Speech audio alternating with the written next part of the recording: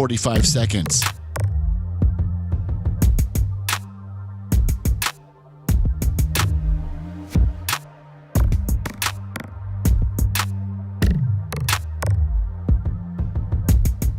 $30 seconds.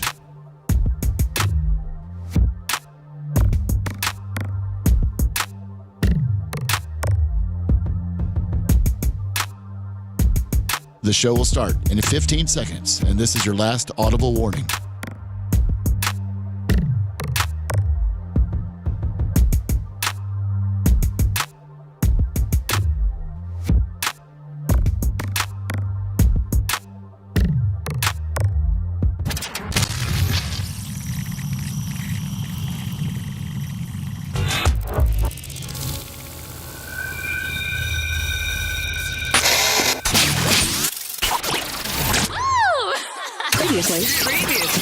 Previously on the Bubba the Love Sponge show. Go to the movie theater. What would be the demographics here? I would say 12 to 55. Yeah, 12 to total. Would a single adult be arrested on the spot? 12 to Tuttle. Yeah. And I just naturally find that creepy that there's content that a 12-year-old and a 45-year-old could find. I gotta watch this. Wow. You're listening to the Bubba the Love Sponge show. Broadcast rights for the Bubba the Love Sponge show have been granted to this station by the Bubba Radio Network and is intended solely for the enjoyment of our listening audience. Any rebroadcast, retransmission, or other use of this production without the express written consent of the Bubba Radio Network is prohibited.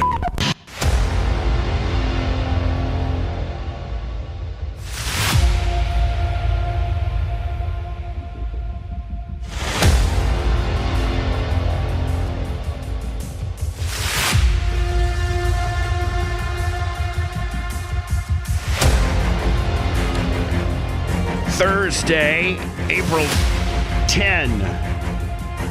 The Bubba the Love Sponge Show, 2025. It's Thursday. And I think we're all a little, I hate to admit this because I don't want to give him too much of a arrogant, cocky swagger, more so than he has normally when he rolls up in here and tries to be a counter programmer and make everything funny about me and at my expense, but he's a very close friend, and I think that we all kind of have a little bit of a giddiness that we kind of missed him. Mount Plaisir, $50 for overnight for payroll. Well, I thought maybe he was going to say for the shuffle face return. So, Brian the Babyface Matroni. Yeah, welcome back. Nobody does that anymore. No, nobody does it. That was a Jerry Springer thing, right? That was an Arsenio Hall thing. Get the hell out of here. Let's bring it back. No, let's not. Okay? You're back. That's good enough. All right. After a much-needed vacation with his father in Vegas, where indeed he did not have an Eiffel Tower with his father. Well, we're going to find out about that on the Blizzard today. And he was... I save all my Eiffel Tower stories for the Blizzard. It was probably in all the years. Now, Brian's kind of a Vegas dude. I would say, having known Brian for 15... God, maybe even longer plus years. He's once a quarter out there in Vegas. Yeah, he's like, it's not uncommon for him to do at least, he does two to three times a year. I was going to say, I know, for all the years I've known you, you go no less than 2 and mostly 3 times a year, a couple times with the boys. I think you and your wife usually go once. And so you're a Vegas, like I'm not a Vegas guy. You are a Vegas guy. You love Vegas. Well, but you're not really an anywhere guy.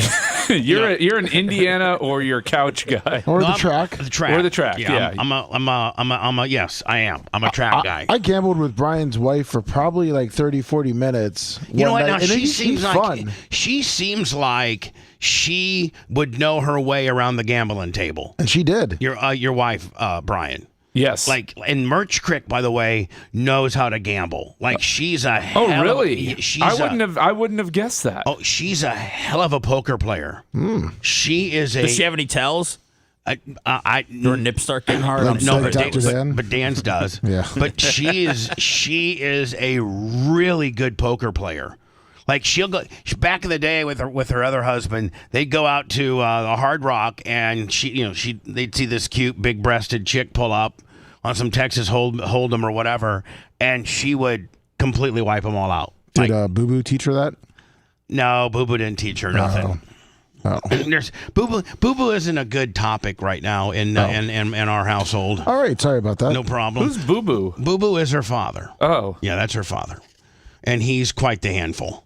And he's not happy with Bubba right now. I know why, but I won't say anything. Well, let's get into It's it. not. No, we can't. We can't because has it's something to do with. Remember what I was talking about earlier that I said doesn't go on the air? Did she call her? I know, God rest her soul. Her mom Yogi. No. It was Yogi and her Boo mom. Boo? Her mom was just. I think in the Latin Spanish world, her mom was a Nani. I think that was what her real name was Virginia, but they called her Nani. I don't know. She just had a birthday, right? Yes, her mom's birthday was last Saturday. We lost her mom. Yeah, I saw Merch Creek post. And she was really tore up about it. I was in LJ, Georgia with Tom Bean. Boy, Brian, I know that you... Right where you should be when your significant other is mourning the loss of her mother. I'm getting out of here. Going up to the woods with my buddy and taking some broken equipment. And I have a bad signal, so don't call me. I got to tell you, Brian, when I don't know if you're much of a log cabin. Oh, I'm a huge log cabin guy. They call me Log Cabin Matroni at the office. Oh yeah, that's all I'm into. I get Log Cabin monthly delivered. Log Cabin monthly. You don't get what's happening in Vegas monthly. You get the Log Cabin monthly. Yeah. Nice. So anyway, his log cabin that him and Gina are building up there is just unreal. Is this Staircase to Heaven installed yet? Yes, the spiral staircase to heaven. The general contractor up there is a guy's named Travis. Tom's next door neighbor that has the next 60-acre plot next to him is named Brad. So yeah, it was a good time. I was exhausted afterwards, and then God, it's such a long drive. And you know what? We were going through. When you drive to LJ from here, you try to conveniently figure out what time you're going to go through Atlanta. So your start and stop times from going there and coming back has a lot to do with Atlanta. Because you don't want to go through Atlanta at, anywhere between 3:30 and 6. Because it's just, It's really never not been bad. Any time that I've gone through the holidays, the middle of the night, the middle of the day, whether I'm fleeing a hurricane, there's nothing really ever smooth going on through Atlanta when you're driving by. Well, we're pulling a trailer full of equipment, and it was just, anyway, I don't know how I got into, when Merch Crick was honoring her fallen mother last Saturday, I asked her, I'm like, listen, Tom wants me to go to LJ, check out his cabin. He's got a couple days of work up there. I'm going to try this new skag tree frog gimmick up there. Are you going to, she's like, yeah, because I just kind of want it to be a day that I reflect and, just kind of be with her mom. She had her ashes and she was with her mom. And so, that's kind of where she wanted to be. So, didn't really. What am I gonna do? What am I gonna do? Console your woman? Well, I'm gonna put my arms around her and hug her. That only lasts. Support her. Be intimately there for her. That lasts like 5 minutes. Hug her. Hey, baby, I'm sorry about what happened to your mom a year ago. Thinking about her. It's her birthday today. I know it's a very hard thing. We love her. I love you. You're like. Well, okay. She probably just didn't want to feel alone. I mean, you give her presents with your presence alone. You know. Right. The biggest gift of all is me. That's it. Was she happy to have you gone for a few days? Did you guys have any phone sex? No, he didn't. But you know what? I actually missed her. I actually got, was texting her. Like, I miss you. I kind of miss you. Sitting here making my own ham sandwich. Thinking about you, baby. I'll tell you this, Brian. Tom Bean can cook. Oh yeah. Oh my God. So we went to this North Georgia fresh meat market, and he picked up a $50 ribeye. Was it called Wagyu? Wagyu. Wagyu, same. Yeah, it's heavily fat marbleized beef. Was it American? Was it Australian? Was it Japanese? A5? No, it was A5 Wagyu is it. It was American. Yeah. And it was a $50 steak. But we had Brad, the next door neighbor, coming over. Now, so here's Tom. He's going to the store to pick all this stuff up. This would have been Friday night. And he's like, "You don't like much vegetables, do you?" And I'm like, "Nope. I like corn, green beans, potatoes, and onions. That's about all I like." He goes, "What about carrots?" I'm like, "Nope." He goes, "What about, like sweet, was it butter something, squash?" Butternut squash. Yeah. Butternut squash. No. I like butter and I like nuts, but you keep the squash. Yeah, no. So I'm like, no on the squash, no on the carrots, so no on a bunch of stuff. So he goes, "Okay, well, if I whip up something, will you at least try it?" I'm like, "Yeah, I'll try it." So he whips up this American Wagyu, best steak I've ever had in my entire life, ever. And he cooked it just with a little olive oil and some seasoning like he kind of pan seared it, Brian, and got like a Pittsburgh kind of deal on a deal. Best steak I ever had in my life. So then he brings out this vegetable medley that he also put a little bit of olive oil in, got real hot and kind of seared all the vegetables. And you know what? I loved it. I ate the squash. Nice. I ate the carrots. I think it's just all about how you prepare it. Yeah, what do you do? You saute them in some olive oil, some garlic, salt and pepper? Yeah, onions, a little bit of mushrooms, a little bit of regular potatoes, and he got the oil real hot, then he seared it, so it had kind of a crustation on it, kind of, salt and pepper. And did you grow up with that bag of vegetables with the corn, the bag, the green bean, the peas? That'll ruin somebody. The vegetables. That's all my daughter loves to eat. Really? Is the bag of mixed veggies. Yeah. Well, not all, but that's her favorite vegetable. Or good broccoli. So the bag, no. But the way Tom, I would have never ever in a million years say I thought I would like butter. What's it called? Butternut squash. Butternut squash. I'd be like, get that. Those baby carrots. So I'm used to baby carrots being like cold, and you eat them, and they snap, and they taste like real carroty. I don't like that. Oh, carrots very versatile, Bubba. You can eat them hot or cold. So he made them hot, and kind of seared them with you put them all together, and it was. I actually got a second helping of veg. That's, you know what, Lemmy? That's probably the title of my book. I should have got a second helping of vegetables, but instead I went for the cookies. The manager of the West Shore Longhorn is on the phone, and he is pissed off that you just said that Tom's steak was better than theirs. Best steak I ever had in my entire life. So are you gonna have Merch Cook start cooking you more veggies? No, she didn't know how to cook any of that stuff. Did she cook you a Wagyu special?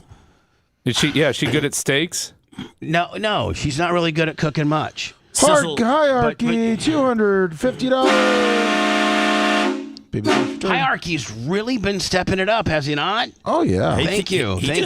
Hierarchy lets you know what... Hall of Famer. Oh, he lets you know what shows and what people he likes away. I like that. So Hierarchy will donate, Seth, but with his donation, he'll give you a little bit of... he's making a statement. Words of insight. I got to think he's happy that Babyface is back. Oh, everybody love you, Harvey. Do you notice how I'm a little concerned about Tuttle?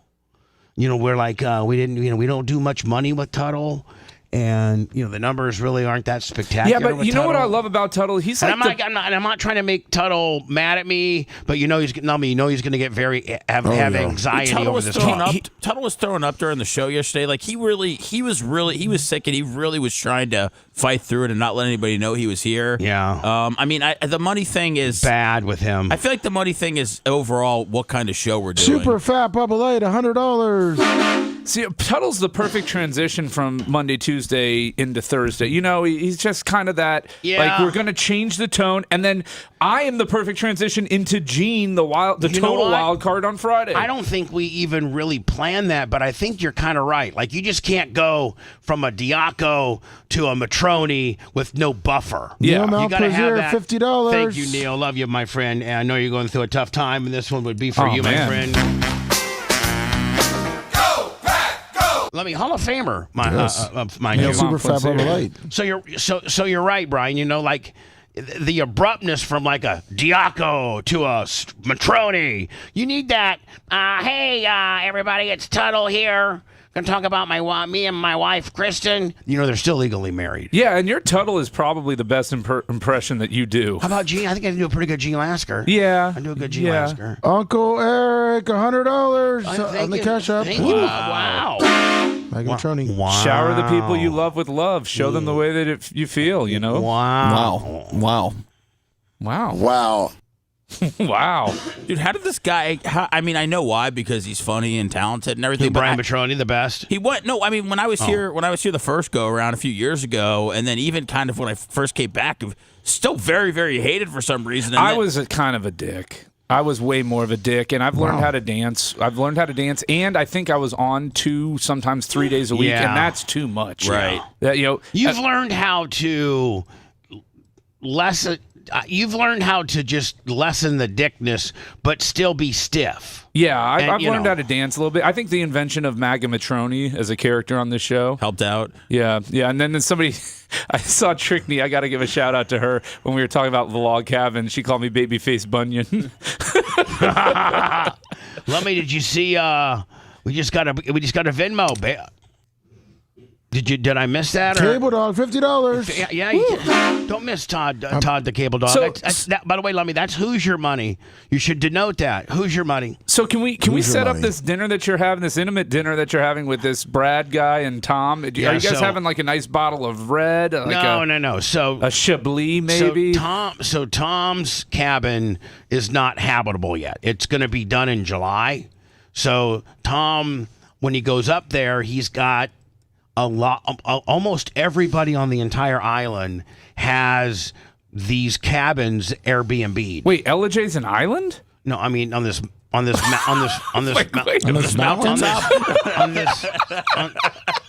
almost everybody in LJ, including Tom Bean's old cabin, which he sold to Mark Tate, they got it all Airbnb'd. Like it's all Airbnb'd. Well, this Brad dude, I don't think Tom's gonna Airbnb his. He's just not an Airbnb guy. Oh God, no. God, Tom would never. He likes to let people he knows stay there. Oh yeah, absolutely. And see how awesome he is, and that's about it. Right. That's it. Tom's Airbnb is free, but you have to be one of his best friends. But otherwise, all these cabins, for the most part, are Airbnbs. Well, Brad, his next door neighbor, that owns the next 60 acres beside him, he's got like 4 cabin Airbnbs. So when Tom goes up there, Brad just lets him stay in one of his cabins. So for letting us stay in one of his cabins, Tom invited Brad over for dinner Friday night because Tom was like, I don't want to go to I'd just rather cook. Tom's that good of a cook. So we go to we spend all Friday at the cabin, I do my tree frog thing. He's talking to the contractor. Paper towel Willie, $100. Thank you, my friend. Look at Brian. You can't even get into long form monologues because people just love to shower the money with Brian. Whew.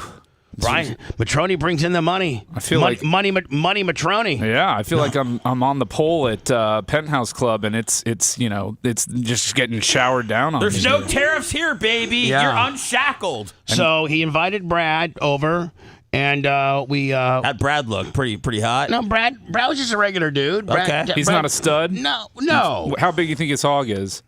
Not very. I mean, probably medium. Is he pretty handy, rough, kind of rugged? No. Just no, not really. We're just trying to paint a picture for the people here. What is he, like 5'10"? Probably like you. Oh, okay. Just like a regular dude. All right. Not, nothing special. Was he whimsical?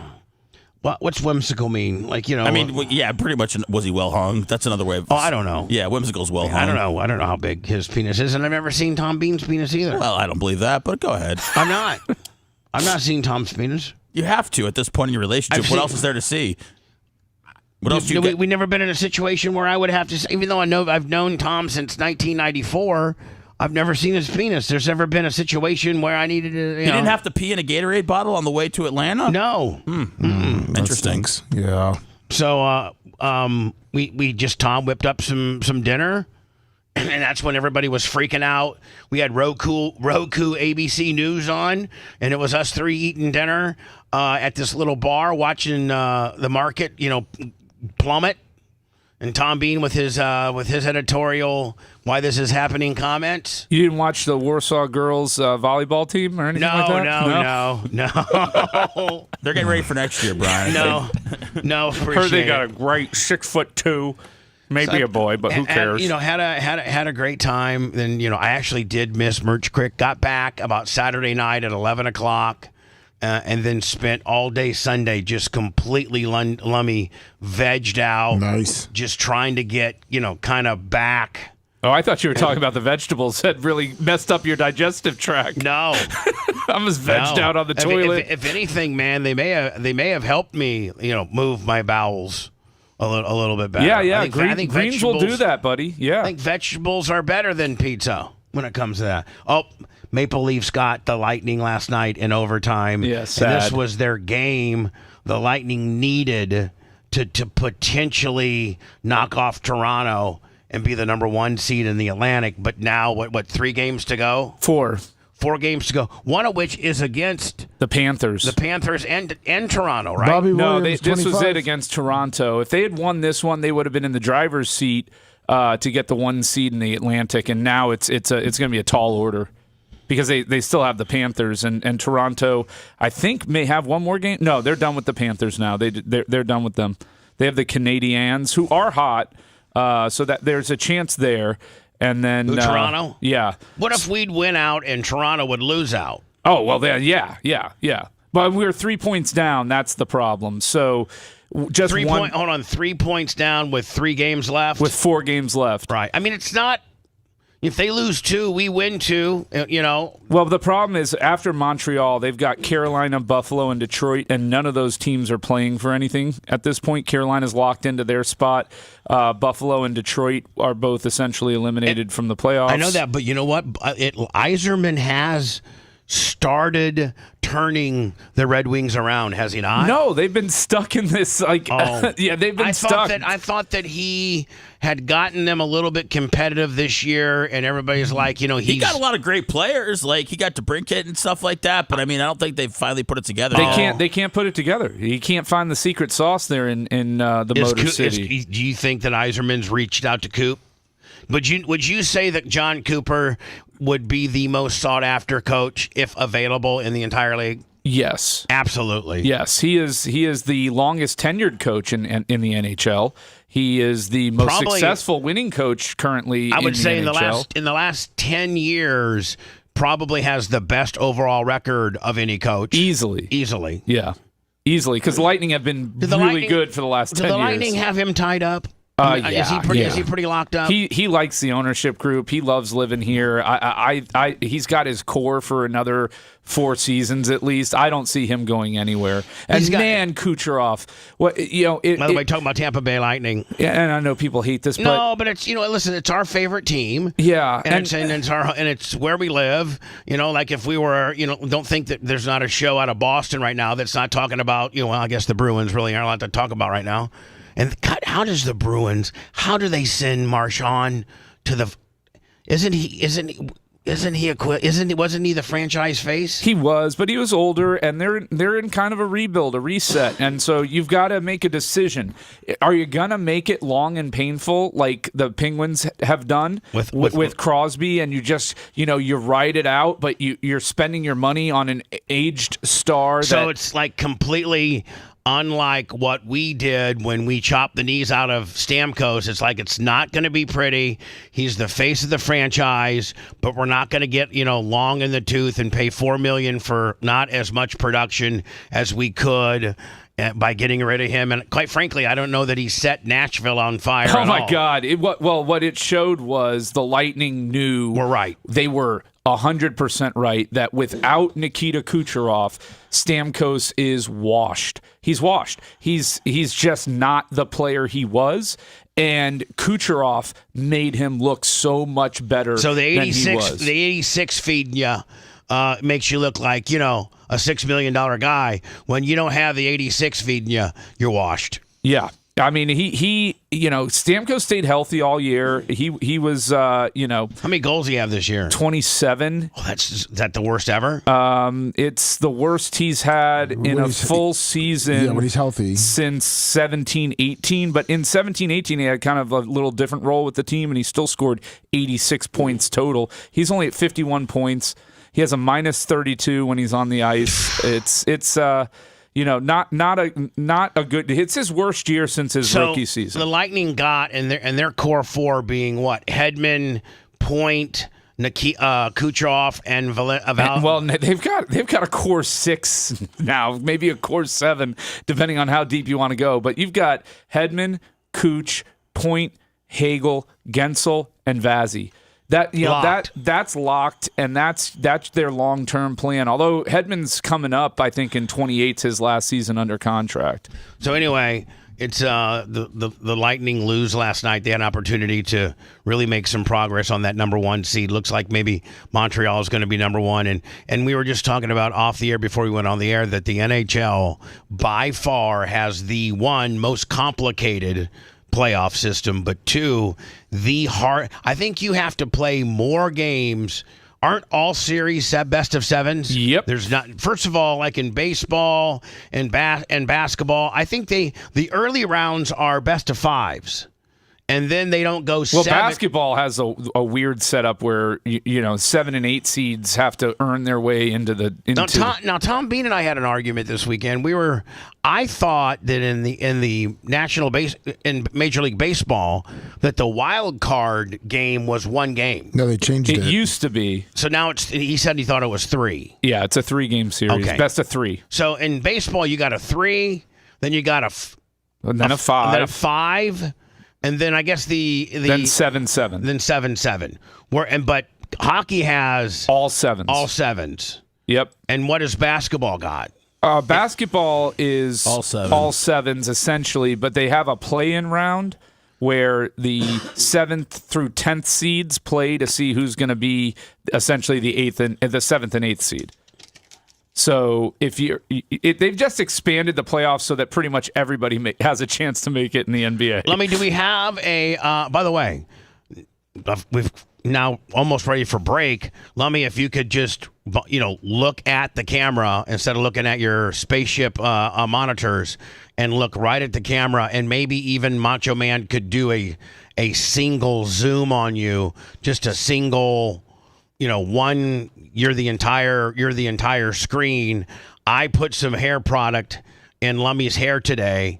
Maybe you can even focus it. And instead of having that little Woodstock dry bird's nest above on the top part of his skullet, I put some wet looking hair gel / product in his hair this morning, and I'd like to get everybody's opinion of it, including is the poll about your hair, or is it have you clicked? With polls going up the minute you talked about it. The poll was have you clicked, but we're going to get the change. hair We're going to change. Right now. Let me look right at the camera. And people are lying about having clicked, I think. But look right at the camera, and I don't know if Macho Man could. This could be something we have to do after commercial. If we could take the picture that we took before I started your hair with it all dry. Gary put that on the YouTube back end. Oh, he did? The videos, yeah. So I don't know about the picture. All right, so I could play it. I could go back and play it if he Lummy looks dead sexy today. I thought, I liked his new haircut. It was different, and I thought it looked good. And I know he was getting some crap from some people on it, but man, today that hair gel takes him to the next level. If we were to just ask us in the studio here on the air, I think that having a little product, it looking a little wet, looks way better than the dry, poofy, split in Willie that he usually comes up with. I think if he tightens up that beard too a little bit, watch out, man. Ashley better hide him. Yeah, because your beard could Oh, yeah. Let me remember when I used to tighten up your beard, Yes. take that gray out, tighten it up, put some good lines in there with a little product. That's right. So I'd still do touch of gray. I wouldn't go full black I'm on just going to that. leave it for now, but I'm going to touch Go. it up. What, hold on, full NWO black. Yeah, I wouldn't go full NWO black. The Macho Man black? So, Lummy, I don't know what people are saying. I don't know what people are saying about in chat about Were your people beard. saying anything bad before? Or was it Bubba just you? did. Well, no, listen. Bubba did. I looked at his hair yesterday, and he's got this big old dry, looks like a bird's nest up there. It's all poofed out. Dry hair doesn't look as good as like Brian. You put a little product in your hair, Absolutely, right. American Crew Fiber, baby. And so I said, Lummy, let's just try something new. It's not evasive. Like I'm not shaving his chest hair or doing anything. After the show, we can literally wash it out. In fact, I suggest if you're going to go and work, and I know, Lummy, I think you're going to the rental house to do some stuff. Yeah, I got to cut the hair. I would. Cut the hair. You Cut got the grass. you don't want to be sweating and everything with hair gel. So right after the show, we have shampoo at the sink and a towel, and I would just wash your hair in the sink to get all that gel out of there, and then you'll be fine. Look at Bubba teaching Lummy how to wash his hair. Thank you. Well, with the gel, his special gel, babyface. What's the gel? I got a LA Looks? No, LA Looks. I use DEP high performance styling gel, flake free, alcohol free. This is my first layer that I do. And then I come in after that with about a dime-sized portion of American Crew. Is it? Let's hear it. Let's hear it. Is it pomade? Yep, nailed it. For real? No, it's pomade. Pomade. It's a little bit, and this is a little bit more stickier. Does a little, but you only use like a dime size, and then you run that through your hair. And I think we actually have the video of me doing your hair. Yes. Yeah. I think either Gary got it up or because I know it took a little time. Maybe I should. I just want to get a picture of what it looked like before. I think it looks really, really good right now, and I hope the listeners think the same. But the poll. Yeah, the poll. Now hold on. What do you think? Like, I love it. Like, what do you think? By the think? way, I mean, your scalp, when you were massaging it in, whew, I was getting a little bone? Oh, yeah. man. That felt so good. Now, I got to tell you right now, there are few things in the world that feel better than having somebody else wash your hair at a salon, and especially if it's a nice looking lady with some big jugs and leaning over you, and with like maybe just a little bit of fingernail, like not these Nicki Minaj talons, but just a nice fingernail in some rubber gloves. And then when I used to get my hair done at Lady Jane's, I used to go to this one girl, and then they would use like this eucalyptus kind of when they were washing your hair, and it kind of gave it kind of a little bit of a burning, but good, like a mint cooling sensation. Made me want to be a koala bear. I love eucalyptus so much. But you're right, Brian. Nothing feels better than a professional hairstylist that's washing your hair, putting a little nail in there. Whew. Oh man, I mean, I get half his every time, and so it's not gay, Lummy. Don't worry about that. You weren't having sexual feelings towards Lummy Bubba. said he started to get pre-bone. Yep. Right. With just me. What about you, Seth? I go to the barber shop. It's not really a thing they specialize in, but I do think it feels nice. They should. Do you think that the guys at the shop should have a shampoo girl, like a hot shampoo chick? Oh yeah, maybe like an Alicia Keys, light skin, red bone girl over there that'll give you a wash. Yeah. I don't think. Where are you at, Seth? We asked you. I don't think that's I conducive think to a the red bone's average. a dark skinned girl. No, Whatever. Red I thought bone- a yellow bone's light skinned. Putting some of that Eulipus in your hair. Red bone's usually a light skinned. What's yellow bone then? Yellow bone. I don't mind. Maybe that's Yellow bone's when you have sex with an Asian woman. Yeah, I don't know. So anyway, Lummy, has your wife is she watching the show, and is she giving She's still probably sleeping. She's still sleeping. Yeah. Right. Seth, I like it. Macho Man said he liked it. Brian liked it. Lummy likes it. You're the only one that's not really chimed in on Lummy's new hairstyle. from Bubba Sassoon. I liked Lummy's hair a lot. Thank you. So I liked it a lot. I liked Lummy's hair a lot. Meaning this new deal you're indifferent about. I just don't know why people like their hair to look all wet. Like a wrestler. I think it just looks better, doesn't it? I like it. I mean, I have kind of a wet look, and I prefer my wet look to my dry look. Yeah, my dry look looks bad. My hair looks more gray when it's dry, whereas if I put some product in my hair, the darkness kind of comes out of it, of my salt and my pepper comes out of the salt. Whereas when it's dry, it tends to be a little more gray and salty, which makes you look even old and fatter. But if you put a little product in your hair, wait, you think gray hair makes you look fatter? I think so. Yeah. Okay. Just my own. Well, there may be something to that, like because dark clothes are slimming and lighter clothes are. If I wear a white T-shirt, I'm going to look 20 pounds heavier than if I wear a black one. Yeah. Whereas I should just lose weight, not worry what color shirt I wear. Well, actually, you're set up so dark up there. When you wear a black shirt, you kind of just blend in with the background in your chair. I got my new. I ordered a bunch of new T-shirts. I saw that. Is that Dirty Deeds? Dirty Deeds done. Dirty Deeds done dirt cheap, buddy. You like that? Yeah. A little AC/DC action. Yeah.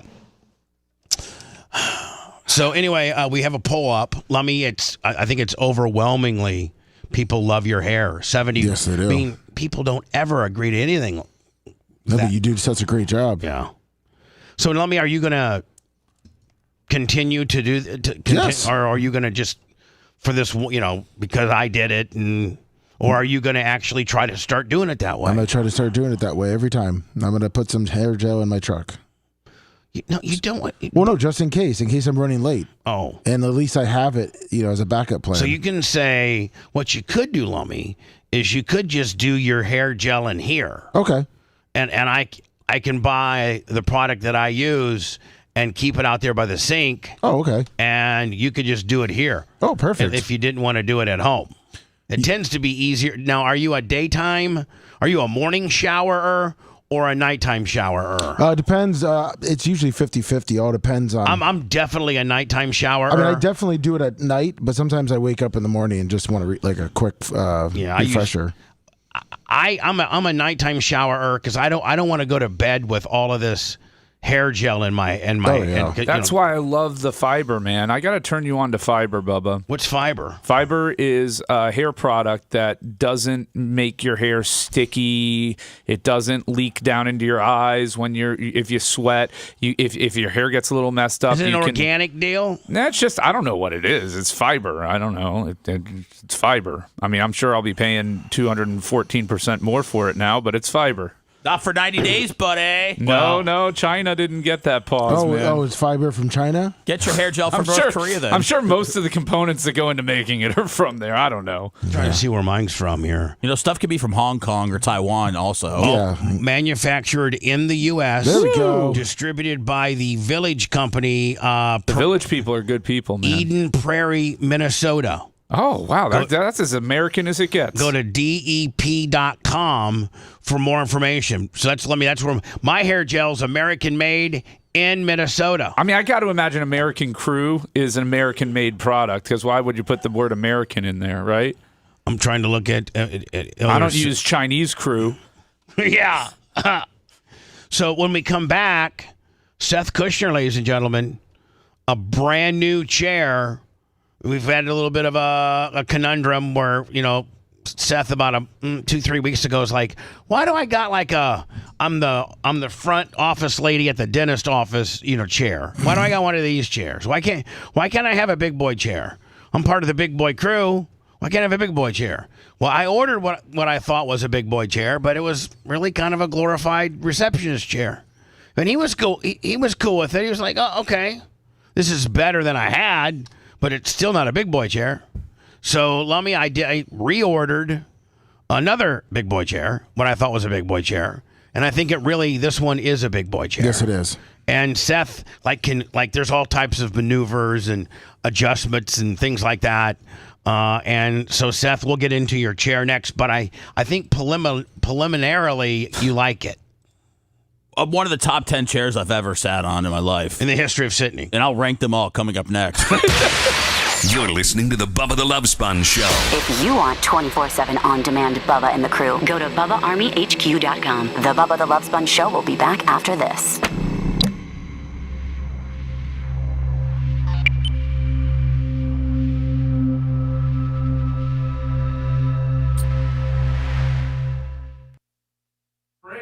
And he did it. Let me, what's this? Body cam, wrong way driver. Can we try to find that? Channel 10? Okay. Because now, help me out here, Brian. I can't get a definitive look on this blonde. Is she hot? She is. Or does she wear too much makeup? I mean, little bit of a strong jaw. What's up, Caviar? You know, they got that little bit of a wide jaw. I'd give her I'd say she's a solid 8. Yeah, and she's got a real nice. I mean, she's got a real nice the body's on point. Oh yeah. Yeah. I mean, you don't see the face when you're getting those back shots. You know what I'm saying? You know what I'm saying? I know what you're saying. You know what I'm saying? Hey Brian, I did a break. A card break? Seth, is that what I did? Yeah. I did a break, a TNA 2010 TriStar break. You had unopened packs of 2010 TNA Hold on, TriStar. that's the only pack. What's up, Yenzer? That my card would have been included, okay? And I was in it. You were in it? And Seth says that's kind of a thing amongst people that break cards, like to pull themselves, to pull myself. Mike Trout has a video of him doing it. So I pulled one of his rookies with his son. I pulled myself, and we're asking people to go to eBay and buy that and send me that. Oh, the cards, the unopened cards. Well, I'm trying to collect. I'm trying to collect every one of these, so I have them all. So, which will put You're trying to corner the market on your own cards. Yeah, exactly. And then what's the plan from there? Collect the underpants, and then what? Profit? We gotta get them all before we can start what the next plan is. I'm like a Pokemon. Gotta catch them all. We'll do some limited edition Bubba cards with some material inside of them from the track, from the infamous, world famous clay vein. Oh, there you go. Clay vein.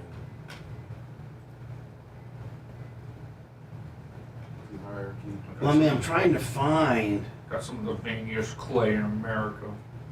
Lummy? Yes. I'm trying to. What are they called? The box cards? 2010 TNA trading cards? TriStar TNA TriStar box? Yes. Box set? No, just. Should be Just if you click, you don't even need the word box. If you typed in that much, you're probably good. But you can't. None of them. Oh, pack or box? Yeah. Box. Yeah, I just did box. Okay. Box. What?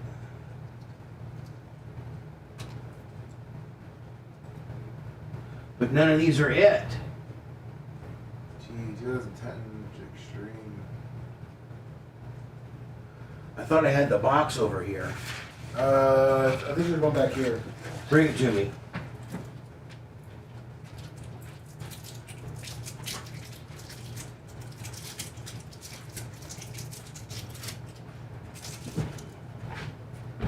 And there's only eight boxes left. 18 boxes left.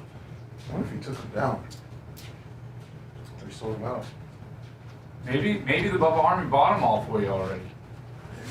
There's a big, I guess you got it, there's the Mark was telling me, there's a guy on Facebook that Bubba's in cahoots with the box manufacturer and they sent him boxes of the ones that he was in.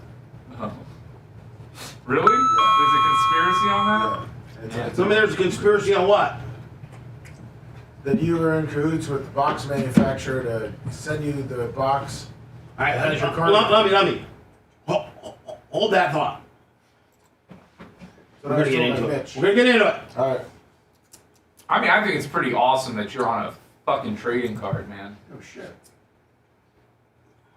Lummy, are we working on the Karen Angle sex call? Yeah, you have to listen. Remember, we were going to be listening to it real quick? We were going to listen to it. You were. It's on the back end. But what was I going to listen to? Just make sure that it's up to your standard, like it. Because we added the setup call and stuff like that. All right, so I need to go listen to it on YouTube today. Yeah, our back end, yeah.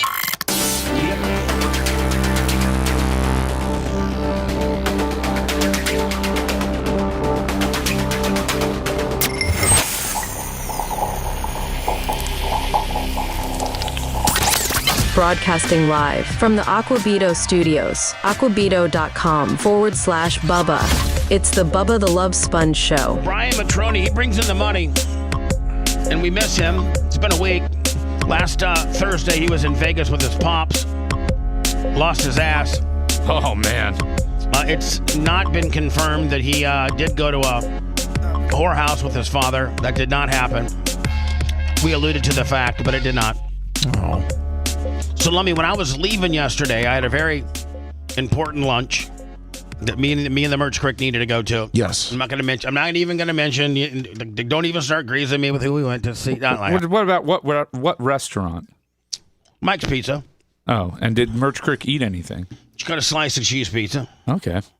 So, Lummy, when I was pulling out, can you tell that like when I'm in a hurry, I don't even pay attention? Yes. Like when you're talking to me and I'm just like, I feel like you're bugging me. Yes. Yeah. So you told me that I was supposed to go to the back end of our YouTube and listen to the Spice Boy Karen Angle sex talk. Yes. And I'm listening to it for what? Just to make sure that that you like how it's set up and everything like that. Okay. And we've established the fact that we can probably only put that on BubbaArmyHQ.com and X. Yes. Because Seth said that on X, like they put full-blown porn on there, I think. Yeah, we'll be fine on X. On X. So Spice Boy is now what I'm supposed to listen to. Is that like the setup and how it kind of explains how it all goes down? Yes. Okay. So I need to do that today. Yes, please. Okay. Now is Gary going to take that Bubba Sassoon hair gel Willie and make that into a thing? Yes. Okay. Thank you. No problem. So let me read my email, and that'll explain these that I need the Bubba Army to go to eBay and buy and send to me. Listen, I mean, not a lot of radio personalities can just, go ahead and roll that way and say, go out and buy a $75 box and send it to me because I'm trying to collect all of my own cards so we can have a corner on the market. I mean, a lot of people some people will get laughed out of the gym. I'll probably get 4 or 5 of these things. And then what? Then I'll have them all. And then what? Then we'll figure it out, Brian. I'll get with you and other great people to help me make big-time decisions, like Seth Kushner, and we'll figure out what we're doing with them. I like this plan. There you Just go. kind of get them all, and then we'll see where it goes from there. Yeah, it's Mike. Listen, if I was to be arrogant, how many other radio personalities were part of the wrestling industry for whatever reason? However, I got in there. I was on the TNA roster for a year. I was, they didn't know what to do with me because I was just really Hogan's friend. I didn't work. I wasn't a worker. I was kind of a backstage, guy. And then they put me over to the band. I think, once the Awesome Kong deal went down and they didn't know what to do with me. And I knew, Lummy, that after a year they were going to fire me. I knew they weren't going to renew my deal. Wolfman Jack was pretty big in AWA in the Northwest Territories in the 70s, I hear. Did he have his own card? Yeah, Wolfman Jack. The Wolfman Jack rookie card goes for bonkers. The Wolfman series? Yeah, the Wolfman Jack So, people can clown me all you want, but hey, listen, I had my own TNA trading card, and they're very rare because I wasn't there but a minute. And Don Imus teamed up with Bob Orton in 1983, I think. I think Andy Kaufman and Bob Backlund did a thing too. Yeah. So there you go. So you can't, if you go to eBay and you type in Bubba the Love Sponge, TNA wrestling trading card, Lummy, I don't think I don't think there's any available. Are there? I do. I have not seen one. Let me just try it. Everybody's bought them all, huh? 2010, Bubba the Love Sponge. Oh, hold on, Baba. Bubba the Love Sponge, TNA trading card. Trading card. Boom. And let me, as you can see, all chicks come up. Yeah, there's none. There's none available. There's none available. Now, can we go to the sold items and see if any have sold on eBay in the last year or so? Where's that at? So if you go up to the search there and hit advanced to the right of the search button. Okay. Keep going right. Nope. Right. You're the right. There you go. There you go, buddy. Advanced? Yeah. Okay. I know you race car drivers only know how to go left. Go down to click on sold items. You got to go down, I think. There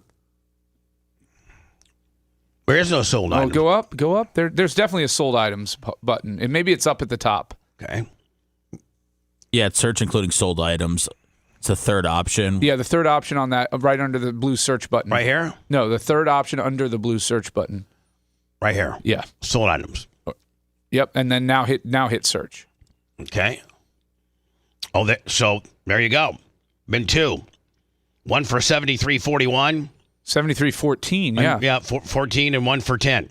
So the base card sold for 10. That guy for 10 let me got a hell of a deal. You sure did. It's not going to happen anymore because I'm going to have them all. I'm trying to get them all. So wait, you had an auto card in there too? There's like 6 or 7 of them. Bubba has one up there. See, Brian, I like when you I know this whole thing is about making fun of me, but it's a mixture, okay? I'm making fun of you for being famous, so I would take that, as you will. Right? I take it when you say it like that as a compliment. Right, that's complimentary. You're like, oh my God, as clownish as this may be, you had an auto card. Yeah, that's pretty. And as much as I want to try to clown you and hate you and put you on a zinger, I'm going to be intellectually honest. That's kind of cool. That is kind of cool. So, as much of a clown show as this whole thing is, that's pretty cool. And the fact that your auto sold for 73.14 is a solid number because there are NBA players that are very good whose autograph cards do not go for nearly that much. I think Kush is still on the fence about wanting to clown this or maybe being proud of me or being my friend. But sometimes he throws me a little bit of a bone. So I have my own cards. And there's two different cards. This one, which is the most common, and then this one, which is very rare.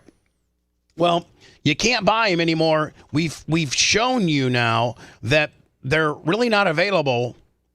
There's no card. Nobody's selling them. No. So we think that they're all bought up. I've bought a few. People have sent me a few. But the only way Daniel Rose, Lummy, the only way you're going to find any card of mine is if you buy this TNA 2010 New Era TriStar box set. Correct. There's 24 TNA cards in here from, Albatross, Abyss to, AJ Styles to Ric Flair to Hulk Hogan to Bubba the Love Sponge. And yesterday, Seth said, although I'm not a big-time ball player or anything like that it's kind of amongst the card trading community, that it's kind of cool. One of the little niches, if you will, is when a famous ball player does a break and he finds himself. Like, that's kind of a thing. Am I right on that? Yeah. Yeah. And so somebody sent me, we've gotten... Dana Rose has sent them because Dana Rose is the one that wanted you to try to find yourself. Yeah. So Daniel Rose has sent me 2 different of these box sets. Yes. And one, there wasn't me in it. No. Yesterday we opened it up and I found myself. It was like, wow, there I am. Well, Mitch the Mark was telling me there's a big conspiracy on Facebook, I guess. What do you mean? I guess there's a couple people. I think even one that used to work here, I think Pantera, saying that it was a setup. that you got with the box manufacturer and had them send you the box that they knew you'd be in. I can assure you that didn't happen because if we've contacted the box, I'm gonna be very transparent with you. We've contacted the box manufacturer, Daniel Rose, my trading card consultant, and we've contacted the people that have these, and they're like, and we want to. There's 18 of them left. That's what they said. There's 18 of these. They're retailing them for $75. And there's 18 left. Well, Daniel Rose tried to buy all 18. And they're like, no, we're only selling one at a time. So I don't know how we can get a conspiracy theory where we did contact the box people. Well, I guess, and then we asked them, can we buy all 18? And they said no. So, I mean, there goes that theory. Because I would have loved to have bought them all and know that the one that I'm going to unopen has me in it. That makes for, it's obviously better visual, better payoff, better content. The first time I opened one up and I didn't have any of me in there, I was like, deflated. No me. It looks like, I guess Mitch is saying that it looks like you had this plan since 2010. It's a long play. I know. What? Yes, you're doing a long play. I didn't even know when they took a picture of me and told me and put these cards in front of me one day. I walked into work, walked into Hogan's office next to somebody said, hey, sign these 25, however many cards I signed. I didn't know. Wait until they find out about the awesome Kong run-in that's going to happen, and she's going to tear up all the cards and throw them at Bubba. So they're going to be shocked. The long game, 15 years. Yeah. In 2010... when I worked for TNA and I had my own card and they told me to autograph the 24, 25, however many I did, one, I didn't know I was going to get fired. And two, you think I could predict that 15 years from now, I'm going to be sitting here, not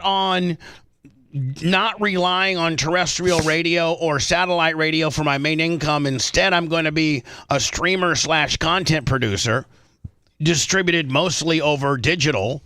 85% of our income comes from streaming. And I'm going to, at that point, let me be able to try to corner the market and sell my own card and have be in cahoots with the who's dumb enough. Dean Koontz being Dean Koontz. Who's dumb enough to start that rumor? And more importantly, who's dumb enough to believe it?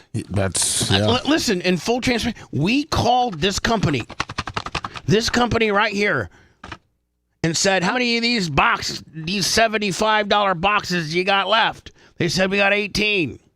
I don't got that kind of money, but Daniel Rose says, I'll buy them all. They're like, we ain't selling them. One at a time. Well, let me now... And I did tell the Bubba Army, 2 days ago and maybe even yesterday? Yes. To go to eBay and look for this particular box and buy it. And if you find me, send me the card and I'll hook you up. And so, I have my first example of that from this letter that a human being wrote me. Nice. Why'd you have to say a human being? That's so bizarre. Josh, I'm not going to give his last name. It's marsupial. We've been getting a lot of orangutan letters lately, Brian. So. Josh Panda Bear Orangutan wrote me and said, big fan of the show. Subscribe and watch daily on YouTube.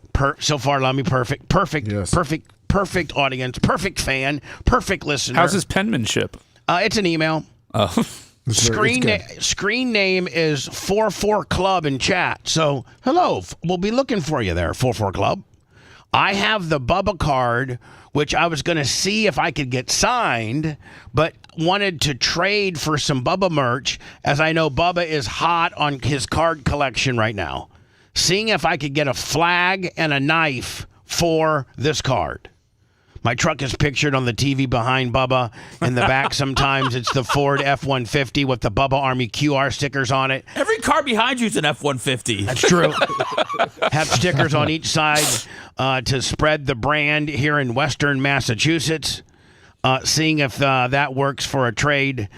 seeing if that works for a trade and what address you would like the card to ship to. So, Josh, I will have the merch crick. You accepting the trade? I'm accepting the trade. Wow. I'm going to give you a Bubba Army flag and a Bubba Army knife for that card. Nice. Now, and what's the value of that? What's the knife and the flag total? I don't know. Probably. Geez. It's priceless because it's coming from Bubba. Well, hold on. I mean, do you want him autographed? Well, he wanted an autograph card, so How much maybe more value are you going to give this guy? autograph Bubba sticker. I mean, yeah, I'm gonna. Let me. Don't forget also the full trucker effect shirts. Oh yeah, are now up and going. Hey, Bubba, I don't. Brian, did you ever get you got Alpha? Did you not? I got Alpha. Alpha 25. Is 4, 5? Yeah, 25. Do you like it? Yes. Okay. Yeah, and I'm waiting to hear you on Rock 102 WAQY, Western Massachusetts, home for classic rock. Right. Seth, what were you going to say? I was going to say, Bubba, I had this idea because I really don't want the idea to die about the truckers that we have listening for them to do a cribs on. I want that more than anything. Where they sleep in their truck, and I figured that maybe if they send the truck, like if they send the content of their truck and where they sleep and everything, that we can send them one of these shirts. Yeah, you know what? That might get them motivated. I mean, figure that's a good trade. Yeah, that's a great trade. If you do Bubba Army, do trucker cribs. And that is give us a little bit of a little tour of your truck. Yeah, it's I became obsessed with seeing like where people sleep and how they get set up for the night and everything. And there's a lot of those videos that are on YouTube and Instagram and everything. So I figured we'd have a lot of people in the audience that could do it. And when I saw the shirts last night, I thought that maybe we could absolutely sweeten the pot. Can we get some lot lizard shots too? Is that still a thing?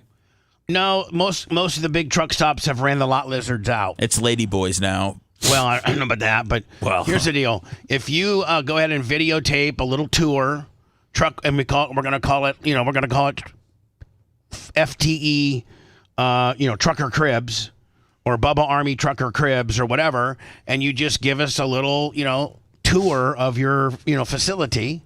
Some of them, Seth, are quite elaborate. I know. Like, some got like a satellite TV that has like a gyro on it that sits on top of the truck and it just moves with the satellite, and you get full blown. They get every channel with a Fire Stick, and they got a microwave, and they got I know they look snuggly and cozy. Yeah, if I may say that. So if you send us a Bubba Army trucker cribs video, we will send you a Bubba Army full trucker effect t-shirt. Nice.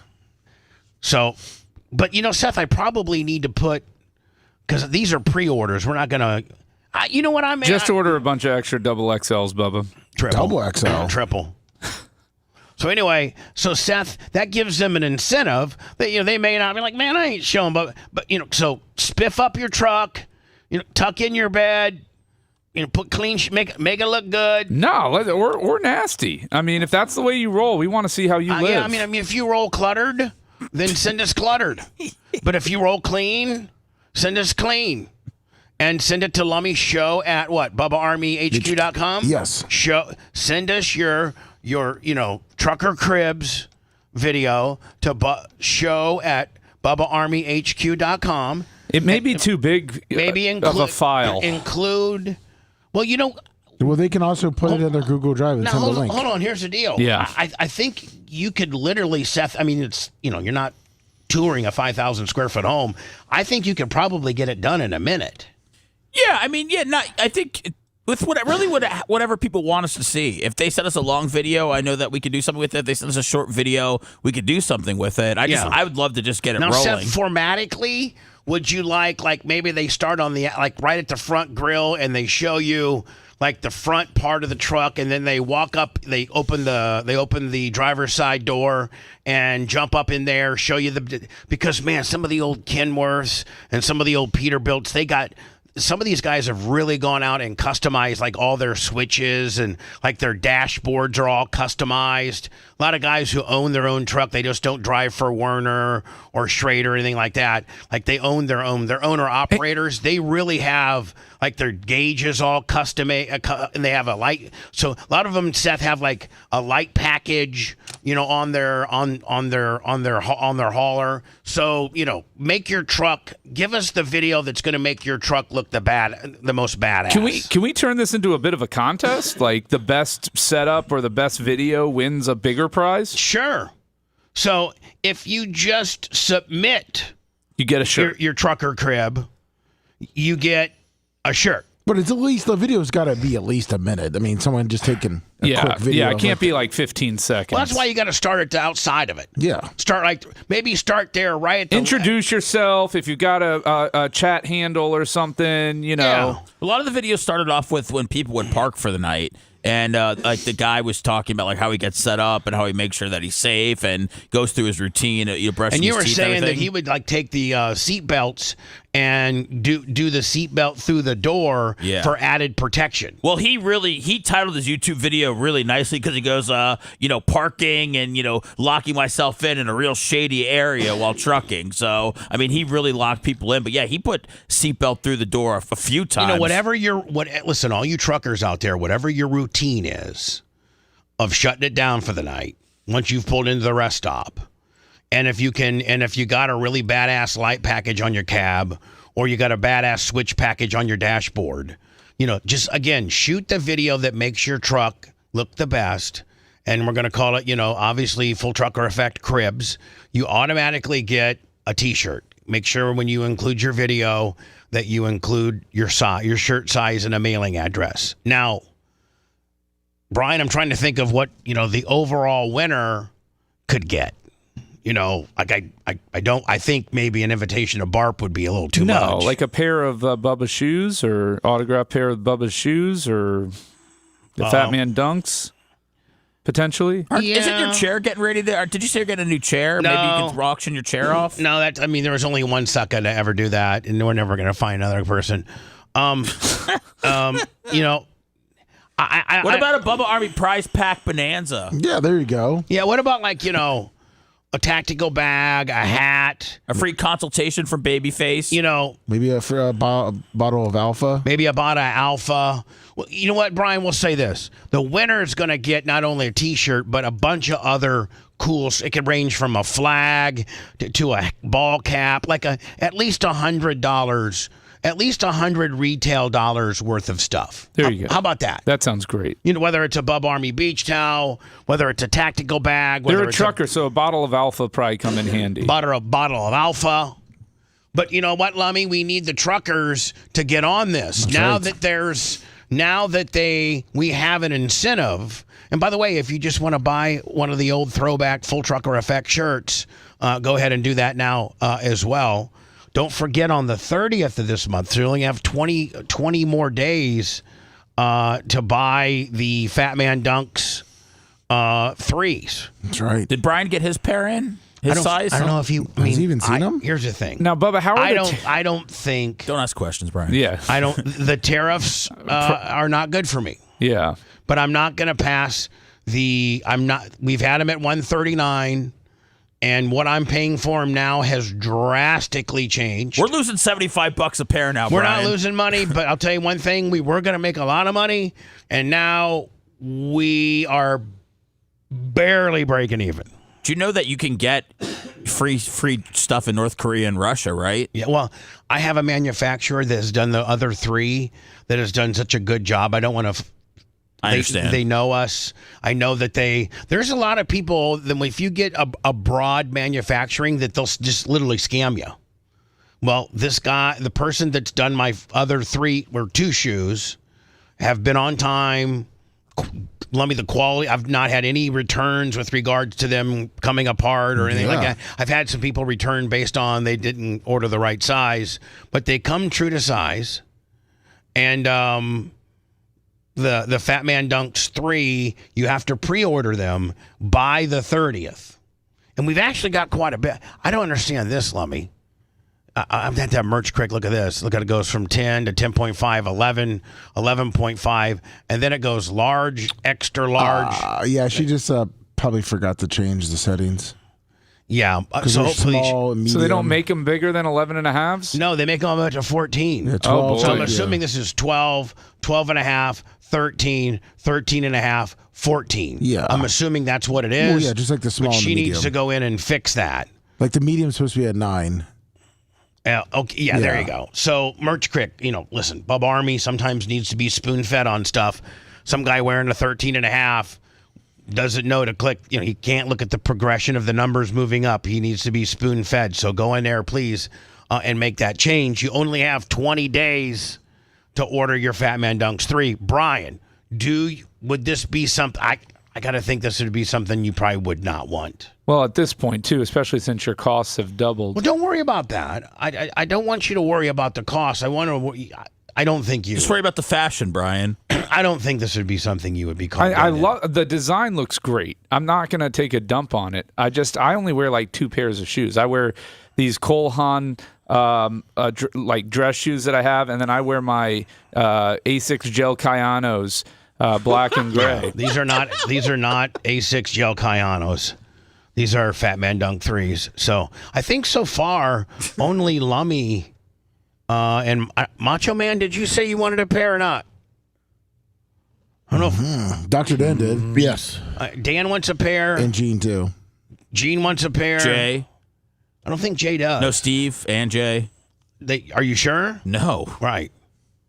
So anyway, we'll get to those people. When I think Gene wants a pair. Yes, he does. So Brian, I can pretty much.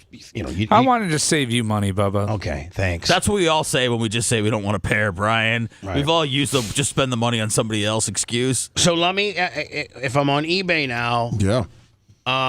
It looks like there's no more of these Oh, no. Of these Hogan, and it has to look just like that. It has to be, because there's a bunch of other... one autograph at the top. Yeah, it has to be just, because there's a bunch of boxes. If you look at it, this one here is not it. Nope. We can't find this box. So, I'm thinking that maybe the Bubba Army has already gone and bought all 18 boxes. Or maybe the seller realized what a hot commodity they had on their hands and they pulled them off. Yeah. We're in the middle of a strategic, battle here. We don't know what's going on. But if you do have one of these and you bought it for me, send it to me so I can break it and try to look for myself.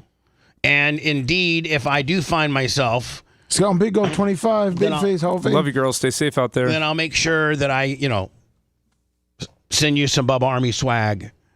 And just like I'm doing this guy here, Josh, who wants a flag and a knife. So, got it. Yeah, just send your list of demands with the cards. That's a hell of a deal, Bubba. You didn't even negotiate. You gave them more. You were ready to throw more on top of it and autograph the items. I want to be on the other side of the field where they feel like they're getting a better deal than I am. Well, they are. Anytime Bubba can. You don't have to feel like that. If you love that segment, then check out BubbaArmyHQ.com and do a deep dive on past shows. The Bubba the Love Sponge Show will be right back.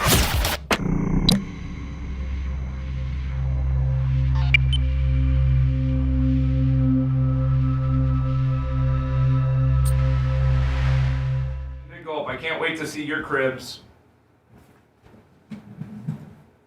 I know, they probably got a cool ass setup. Yeah, I bet they do. Anytime we can move some of those Bubba Army knives is a good day. What's up, man? How you doing? You chilling? No peeky. You chilling? Oh, dude! It's a lot of cards. They sent base too, didn't they? Yeah. Oh boy, we better go give those to a church or something. No way. Sell them as a lot. I got 250 Prism. I mean, dude, why? I mean, that's heavy. That's like $40 to ship. I know. Why did they not? You don't need your base. Look, man, I paid for them. I'm getting them. You don't even know what's in there. I just glanced at it. I wanted to have a more genuine reaction. I went through our text message chain last night so I could remember everything that's in there. Oh, yeah, there's so much more than that. Who am I going to get my hands on? Wendell Clark? So then before they broke this, before they sold out, I had also bought into another break, and so I have some other cards in there. Other cards? Yeah, like not just the teams that I got. This is fun. Yeah, it'll be fun. It'll be good. It'll be fun. So much fun. And then I bought 3 of those boxes that Bubba was talking about, and I've got those to break. Really? Wow. And that's why that cost you about $200? $225. Holy shit. Yeah. So there's only 15 boxes left in circulation then? Yeah. I may have made a deal with the manufacturer to get all of them. Well, dude, if we pull a Hogan audio, like that's our audio, we're rich. Like those are what people want. Well, I'm gonna try and get him signed by Bubba and his Heather. His what? His Heather. I have the only autograph of all three of them. The duel? Oh, all three. The tri-auto. It's like the Paul Skeens Livy Dunn one, just minus the extra friend. Yeah, there you go. How we doing, Bubba Army? Glad to have you all in one place here on YouTube. Let me refresh here and see what are we doing with the likes? Huh? No, I wish I had some more Bowman U basketball. Those Cooper Flag cards are gonna be nuts. Especially since he died when they choked so badly in the semifinals against Houston.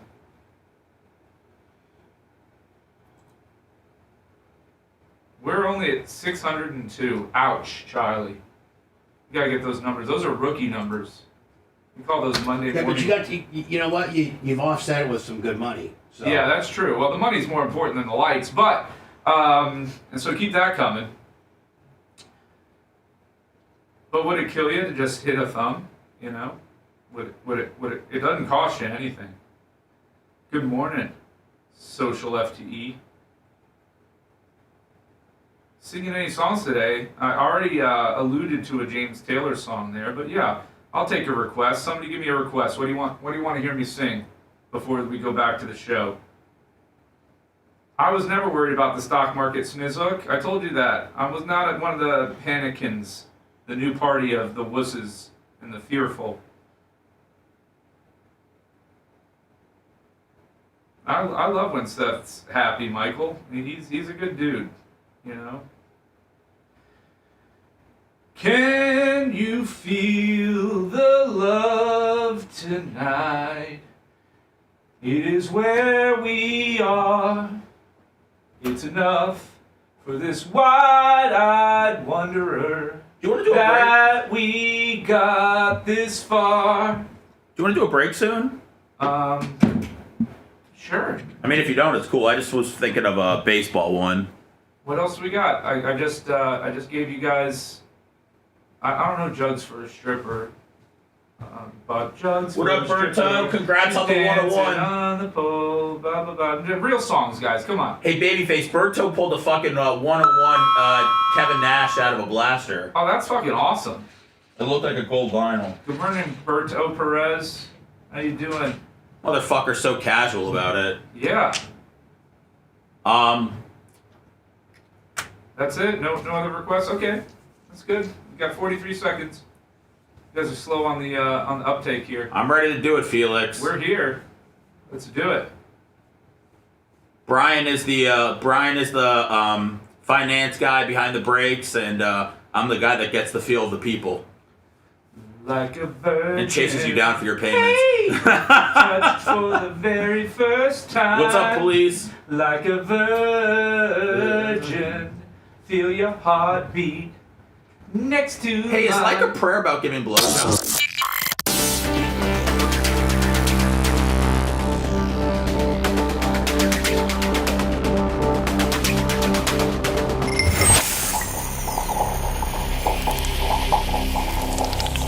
Interaction is key. Interaction. Call now 813-90-BUBBA. Now back to the Bubba the Love Sponge show. Vicariously entertaining. Thank you. Here we go. Lummy, did you oh yeah. Did you videotape yourself putting together Seth's $159 high dollar Super Series chair? I started it and I had to stop. You're like, screw this. Well, we had a meeting yesterday. Oh, okay. Sorry. And Macho Man, I gotta have you. I'll just watch the video on that Ty J Armstrong body cam that I got. That thing seems so complicated. It starts when I don't think it starts, and it won't ever stop, and it seems like the battery runs down then, and I don't know, man. It's very confusing. Bubba, are you in the market for a new chair? Because the best chair is I have it in my office actually. It's a gaming chair, but it is by Secret Lab. You got to send me a link. Oh my goodness! Have Lummy send me a link. Well, I can't because Lummy took away my ability to use his Trillion. But Lummy, it's secretlab.co. The Titan Evo is just. Is it kind of like Seth's new chair? I don't know. I haven't seen Seth's new chair. Because it is a gaming chair too. No, this thing is next level. Well, it's got a magnetic headrest. It's a racing. You've not seen Seth's new chair, so don't take a shiz on Seth's new chair. Okay, I just can't imagine that it's as good as a Secret Lab chair. But you want me to come up and sit in his chair right now? If he doesn't have a problem with that. Seth, what say you? Okay. You do have to get out of it, though, for me to sit on it. Okay, damn it. Because I went 160 deep on this chair. Yeah, these are like $600. Yeah. No. No, this has nothing to do with his $600 chair. No, we're not doing $600 for chairs, you, right? Though, no, you're not worth $600. No, you don't think? Wow, it feels different up here. No, my chair. I think this is like $140. Bigger like CEO kind of no. Yeah, but Seth, and don't get Seth now all freaked out that he needs a $600 chair. I think Seth, for the first time in a long time, actually has a chair that he likes. Yeah, he's kept his mouth shut. He's had some rinky-dink on-air chairs that he hasn't really said much about. He finally said something a while back. It's like, can I get a decent chair? Dan's got a decent chair. Lummy's got a decent chair. You, Bubba, got a decent chair. Can I get a decent? So I bought a chair, but I bought the wrong one. And then I made it a point not to buy the wrong one, and I bought the current one that he's got right now. Now, Seth, give us your synopsis or book report on your brand new chair. And don't keep in mind that Brian trying to distract you that there's this $600 chair that you got to have, because I'm not buying a $600 chair for anybody, including myself. Well, the new chair's great. It reclines fully. Like if I was on an airplane and I wanted to go to sleep, it leans all the way. Like you're in first class? Yo, yeah. I'm going all the way back. But also this chair that I'm sitting in now, Babyface's chair, the Dan Diaco special. Man, this thing is really nice. This makes my chair seem like a park bench. It is. I gotta say that the padding on Seth's chair leaves something to be desired. Yeah, see, it's a little thin. The vegan leather that they use is low quality. I don't know what vegan cows they got this off of. But do you like being up there next to Bubba, Brian? Wow, I don't Bubba, like really the taking a feeling crap because on I your can't chair. see. At least down there, I can kind of catch a glimpse of you through this hole. And then and see Lummy. I don't like it up here. I really don't. Big go up $25 in the Bubba Army tips. That's straight because of Brian Matroni. Holy jeez. Taking a crap on that brand new chair. Now hold on. So you're saying, Brian, that your chair down by Lummy is better than the current chair you're sitting in, which is Seth's new chair? Yes. Well, you know what? Seth likes it. So you know what? That's all that matters. Right. Yeah, I don't understand why somebody put the armrests on two different ways. Oh, there's the similar. I'll mess with it. I had a meeting, Brian, so I'll mess with it. That's an easy fix. Lummy will. Listen, is he right, Lummy, or is he messing? I'm sure honestly, he is. I was. Oh, I'm 100%. I'm like feeling the sides. I'm like, why does this armrest go all the way down and then this one's open? Lummy, can you take a few minutes to look at it today? Maybe Lummy definitely was a little drunk when he put this together. Maybe tune it up a little bit, Lummy. Yeah, no problem. Were you a little No, juiced? I had a meeting. And I was trying to get it done before yesterday because I couldn't come back. There's so much pressure on Lummy sometimes. All the things I had to get it done do. by 12 o'clock, and Macho and I were working on a lot of things yesterday for about an hour. It's only you two here, and then we got Cantrell via satellite, but you two are the only two boots on the ground. Poor little things. So I had to get it done before today's show. Did you notice, Lummy? I didn't even know. I would have never said anything about it. Listen, I knew Babyface was going to probably pick it apart, but I didn't know I put the arms on. I did. And Babyface doesn't realize, we're just trying the hardest we can. Well, this is why we're terrific China, because if they're this is doing your best, then it's not my try best. harder. I'll get that $600 chair that you need. No, we're not. First of all, I don't have $600 to buy a new chair. But it's You do ergonomic after today, baby. I have the money showering down on you, Bubba. Brian, we also have payroll and rent and you know what the electricity bill was this month? Seth said don't worry about payroll this week. Hold on. There'll be a lot there. Hold on. Let me just say this. Everybody be quiet. He wants you comfortable. There's a lot of things that will spew out of Seth Kushner's mouth. That will be the last one you'll ever hear. He'll have to be in his casket in order to hear that. He said don't worry about my payroll this week. He said that's never going to come from that human being's mouth. He said his Substack's doing so well that this has kind of become his secondary job. I'm making $65 a month on my card project, so I'm ready to leave this place. It's going to take off. Hey, last time he left this place is when a fan offered him more money. And hopefully, that he can wade through the nonsense now and realize this is where he needs to be. He's going to go do the pregame show for the Florida Panthers. All right, I want to switch back. I don't like it up here. Okay, thank you. Let's switch back. Seth, lest the arms being in the wrong direction. Will that chair suffice for you, my friend? I know it's not a $600. Oh my God, it feels so good to be back in a comfortable chair.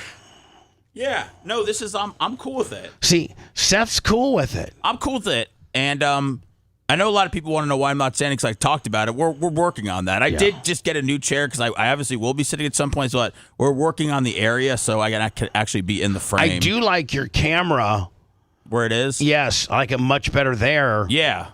You can see more of your face and more of your entire body. Yeah, which is what people need to see. Right, exactly. We tapped into the research. We realized that if people see more of my physique, that's going to get us at least 200 more watches a day. Okay. You would at least agree that this chair that you're sitting in now, although assembled wrong, Lummy will fix that, is probably an improvement from anything else that you've sat here in this building. Well, besides Brian's chair that I was just in, yeah, no, it definitely is. Why don't you come to my office after the show and sit in my chair? Is it ergonomic? It's ergonomic, and you can get an optional footrest on it. I mean, we're not lawyers, okay? We're yeah, but you sit in that chair, 4 of the most important hours of the day, Bubba. I'm fine. You're long-term. What happens when your back starts to go and you can't already sit is. there? My back is gone. All the more reason to get yourself a high-quality chair. Okay. This guy's working like he's working at HSN now. Man, we have so many other bills. Promo code Babyface. You know that Secret. Our power bill alone at this facility is nearly $2,000 a month. Well, you keep it 42 degrees in the studio at all times, so that may have something to do with it. Only for when we're on the air, and then it gets jacked to 78. It's hot in here for the podcast, Brian. Yeah, it does get a little toasty towards the end. So Seth's good with his chair. Lummy, I did notice the arms are. He wasn't messing around. They are. Lummy said, "Listen, I'm not messing with Lummy. Lummy was tuned up a little bit. He had a lot of pressure on him. He had me. I had him on a project. Him and Cantrell are going back and forth. Lummy's doing a lot. No, we'll fix it. I'll fix it, Seth. I'll do it during the break. Lum. No fix needed. Lummy, don't get heated, buddy. I just made an observation when I was feeling the chairs. Look at that new there. hairdo. Look how good you look. He does look damn sexy. I would have never known anything about these armrests unless Brian said anything. So the fact that Brian could figure it out, that armrests are slightly put on the wrong way, is, it's a little flummoxing to me. That's all. I'm just highlighting that, Lummy. I don't want you to fix it at all. What if we played a game today and the winner got a Secret Lab chair? What if that was the prize? Whoa. Sound big of $20. What? That's physique. Oh, my goodness. He is completely flapped up. Who's buying it? Who's buying it? Maybe Hunter Law will do that. Tim maybe Malloy, we'll do like an ultimate game for it. Tim Malloy, $300. Maybe we should do like a 4-week, like a 4-week game, and the winner of with cumulative points, and then the winner gets. Listen, Brian, we're good on the chairs, okay? All right. I'm just saying. You guys sit in your chairs for 8 hours. We only sit in ours for 4 or 5. So you should spend half the price that we spend on ours. Let's just be happy that Seth's got it. I finally got him cool on a chair. Thank you. And then you come in here and just start. You're disruptive. I'm just saying. You know what he is? Brian, you're being a little disruptive. You know what it is? Scum Big Go, $20, and let me 6 here. And don't forget about the Tim Malloy for $300. What? Bub Army Tips. Oh, where'd that come from? That's the one I keep shouting out. Tim Malloy, $300. Bub Army Tips. I want to. BubArmyTips.com. I was just trying to get a horn. It says Shovel Face Thursday. Oh, yeah. There you go. That's a babyface one right there. So, Lummy, we're bringing back, and we need your help out there. All you bands that, there's... We've had three bands already reach out. For real? Yeah. Oh, that's great. You guys are loaded up for the next month. That's phenomenal. And we need bands. Unsigned bands that, are not under contract with any major label or anything like that. And there's hundreds and remember, was it SoFlo? Well, it wasn't the band from Fort. that was one of them. Yeah, we helped them. Pop Evil, I think. Pop Evil, Jelly Roll. That's a bad Colby subject. Calais. She was on here. Anyway, should I announce I think it's okay. Oh, yeah, probably you can now. Yeah. The band that we're going to do today is called Felicity. Felicity. I think they got It's a great show. 25 million views and 200,000 followers on TikTok. Really? Yes. That's pretty solid. Their single Emo Trash, over 5 million views in 24 hours. The single The Weather, over 2.5 million streams on Spotify. Their single Charlie Sheen, north of 150,000 streams first week on Spotify. Lummy, what song from Felicity are we going to play? Charlie Sheen. So we're playing Charlie Sheen. Yes. Okay. I'm excited to hear it. Is this their newest single? Yes. And I'm sure you can follow and find Felicity on probably either TikTok or Spotify. That seems to be where they've parked most of their stuff. Yeah, and Instagram. They just have a small following on Instagram. Okay. Little show question. Do we think they used the line Tiger Blood in the song? I don't know. The song's called Charlie Sheen. Now, Lummy, which of the Felicity band members am I going to have on? It seems like they got a black guy. Then they got like 3 other white guys. Seems like they got a black guy. I hope I get the color. The two white guys look like brothers. Well, the other one looks like a brother. And the other one looks like just a complete madman. It's a 4-member group. Who do we get to speak with? We have his name is Drew. He's the guitarist. He's Definitely he's not the founding black member. guy. He's the founding member. Drew, the guitarist. Actually, Drew Yes. could be if it's DRU. So it's not an African-American man. Drew is a white guy. He's the founder of the band, and he's the lead guitar. Yes. Let me in the little picture that you gave me. Which one is Drew? I think he's like the back white guy. The back with the red sock hat on. Yes. Maybe. Okay. The one so, looking yeah. out aimlessly towards the ocean in the album cover. So we'll do that today. We'll get Drew on a Zoom call. Yes. We're going to play Charlie Sheen in its entirety. We're going to break it down and let Drew know, based on... Oh, you give him full songs, Bubba? Well, I mean... No, I'm just... Hold on. Here's the deal, Seth. If it's going well, yes. If it's sucking, no. We're like, I'm going to be I'm like, hey, Drew, it sucks so bad I can't get through it. Are we going to listen to it uninterrupted if it's good, or are you going to stop set, talk about it, talk about it? Let's talk about it. Let's talk about the format of how. First of all, we have it scheduled for 9:15. We'll have Drew, the lead guitarist and founding member of Felicity, on Zoom. Like we do Alex, Stein. So he'll be there, be like, hey, Drew, okay, we're getting ready to play it. This is Charlie Sheen. It's available, and let Drew do the promotion for it and what have you. We'll introduce Drew. Now Seth and Lummy and Brian, you guys have to help me format this. How do we do it? Do we play it with the caveat that we can stop and start it and give our editorial comments and what we think about it, or do we let it play in its entirety, then break it down later, or do we play until we can't take it anymore? Well, actually, from what Lummy had sent me, their songs seem to be pretty short. Yes, 2 minutes and 23 minutes. Yeah. 2 minutes and 23 minutes? That's great. 22 minutes and 23 seconds. Have some more vodka, buddy. Okay, thank you. You said 2 minutes and 23 minutes. Okay, sorry. I say we let it play and then break it down, unless it's unlistenable, and then we stop it. Oh, it's not. I don't think it's unlistenable. I don't. I mean, they seem like a legit band. Here's what I'm saying. I think I agree with you. I think we tell the band member here's our format. If it's really going good, we're just going to keep letting it play. But if it starts to suck, we have the right to stop and say it sucks. And maybe continue the suckage, or maybe not continue the suckage. And just say, sorry, Drew, it sucks. Don't got anything for you. Don't think you guys are going to make it.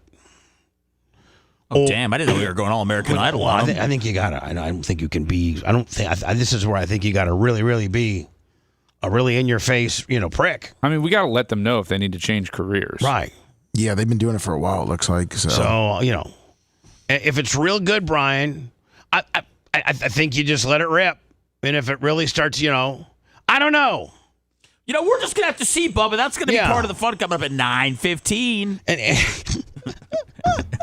In the 9 o'clock hour. Right after traffic and weather.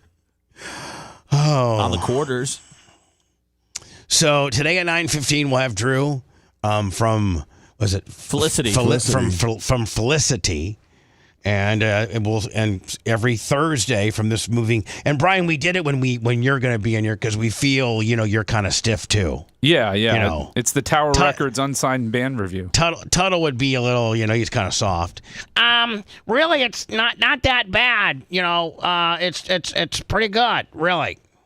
And then Lasker's just going to be a dick. Let me tell you something. That's about the stupidest stuff I've ever heard. This is gay. You guys are into gay music? This is gay. They play this at the LGBTQ clubs? This is gay. Do you need any of your instruments powder coated?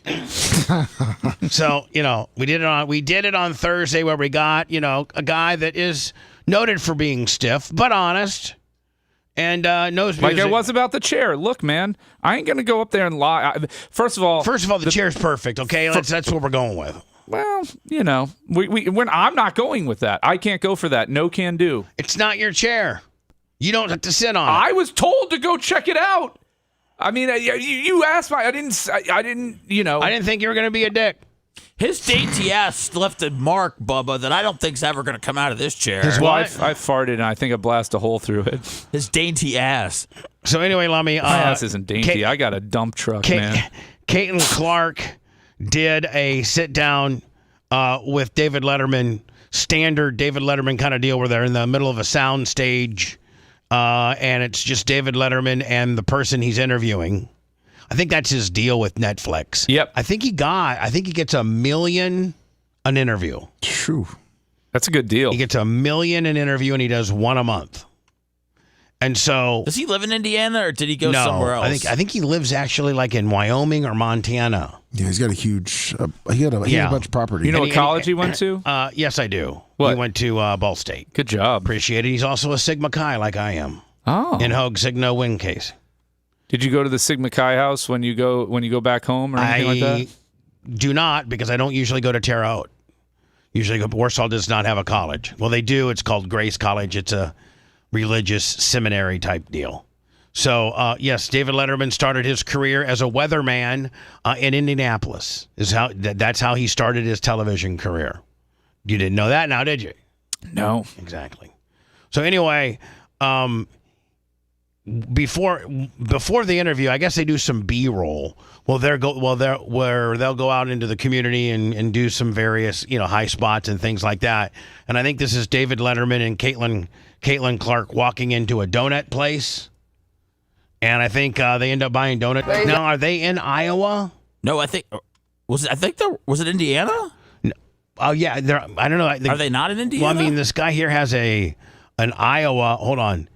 This guy's. I'm confused now because this woman here has an Indianapolis Colts scarf on. Enjoy your donut. And then that guy's got an Iowa Hawkeyes sweatshirt on. So I have no idea where they're at. I don't know. Caitlin Clark's looking extra cute. She is cute. Can I get a selfie? Now, is there anybody in this year's Paige Beckers? Is she gonna be? Is she as good as Caitlin? Some would argue more complete game. Really? Yeah. As far as being a better rebounder, a little more physical. Yeah. There you go. And who gets the first pick? And because that's where that's the Mystics, I think. Dallas. Is it Dallas? The Wings? Yeah. The Wings. It the Wings. looks like Indianapolis. What? Indianapolis. Oh, they shot this in Indy. Yes. Okay. You know, the one thing I really, really, really, really have an admiration for with regards to Caitlin Clark is, and this could possibly be something that Brian and Seth, and I certainly know this is definitely happening in Seth's household, but because of Caitlin Clark and the popularity, she's kind of like, I know this is a horrible analogy, but she's kind of like the Taylor Swift of girls basketball. She's brought all these extra eyes. She's Tiger Woods, I would say, as a better analogy, is that she brought people into the mix that otherwise wouldn't be there. Yeah, like Tiger Woods, when he probably first started golfing, there were a lot of people that really, you know what, I'm not going to catch the final round of the U.S. Open on Sunday. I'm just not really interested. But when Tiger Woods got involved, then that many more people gravitated to the sport. I really think that Caitlin Clark has really made girls that normally may not have an interest or want to try to be a girls basketball player. I think that she has inspired millions of Sammys that are at that point of their life as a little girl where they could pick a sport and go with it, or play all of them, or play none of them. And I think that Caitlin Clark has inspired hundreds of thousands, if not millions, of little girls that normally may not be interested in basketball and got them involved into the sport, which is great because now your little girl isn't sitting at home on her iPad lethargic. She has structure and she has she has a sport to be athletic in, which can do nothing but great things for all types of different reasons. Just the athleticism and moving and keep her out of gangs. Well, you just keep her. But that's why Sammy was going down the wrong road. Sammy was headed party words. She was headed to the Crips. Yeah, she was going to be one of the female Crips on the South Side, the South Side boys. But no, now she's going to basketball practice and she's got structure and she's got a coach and she's got and she's got well. But here's the deal. I will be. Right. But now she's got a coach, her dad, and maybe prior to girls basketball, there wasn't anything that her and her dad liked together that Seth could coach her up on. Whereas this now naturally puts her dad in a coaching role in her life and something that he can do. And how many Seth Sammy situations are out there solely because Caitlin Clark brought such a huge amount of new set of eyeballs on women's basketball. Yeah, but we got to be fair on this, okay? And I've got to give Angel Reese her due because before Angel Reese came around, my little girl never wanted to have a mustache. What the hell, dude? What? Gotcha. What? Wow. Now you got her shaving 3 times a day. Now she's taking tests. She's saying, how can I get a mustache as thick and beautiful as Angel Reese's? Your daughter never wanted to be a gangster bitch until Angel Reese came around, and now she's wearing, the vampire fingernails, the pumped up lips, and she's wearing the sweatpants with one leg cut off. Does she have a mustache, Does she have a mustache? I'm trying to look that up. There's been a few photos where it's yeah. There's been a couple photos. If you type in Angel Reese mustache. But would you not agree? I'm gonna go to work. Lovey just found it. Let me send them to me. Oh, these poor Send women. them to me. Sometimes they don't know when it gets thick. It happens overnight. Hold on, you got to know what it is. She's Sicilian, maybe. Did you send it, Lummy? Yeah, you got to click on that. You got to know when you have this. Oh, this is a bad angle. That's a shadow. That's a 7:00 shadow right there. Tip off. Wow. That's well, I don't know. What am I going? Anyways, my daughter saw that and she's angle. like, "Daddy, I want a mustache too." Dad, can I use your shaving kit? Yep. But I mean, listen, I'm gonna go into words. We're gonna get into it's only a minute 22. A little bit of the David Letterman / Caitlin Clark interview. Yeah, but it's almost unseen footage of her whipping some dudes' asses in basketball. I guess there was one time when she was in Iowa where she practiced against the boys' team. Did you guys hear that? Yes. And she whipped ass? Mm-hmm. Yeah. You know what? You know what would be a great promotional night, Brian, for the Pacers is if Caitlin Clark came in. Or would she just get ran up? I mean, on that level. No, she's been there. I mean, she's friends with Tyrese Halliburton. No, he's talking about they put her into the game. Oh, yeah. No, it would not be pretty. If she's competitive against college guys. No. Let's be clear on this. This was the practice squad team.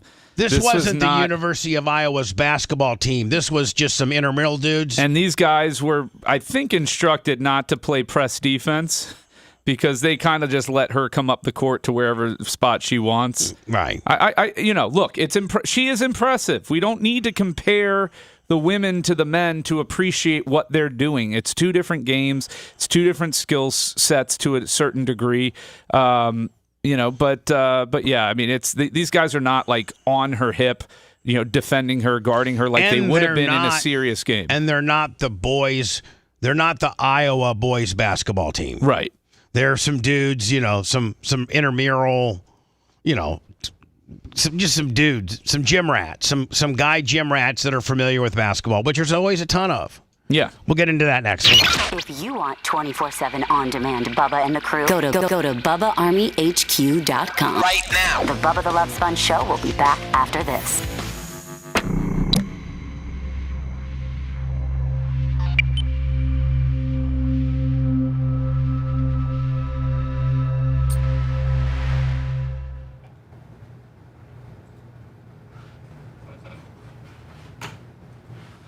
I don't know you're the top from What's Up, Doc.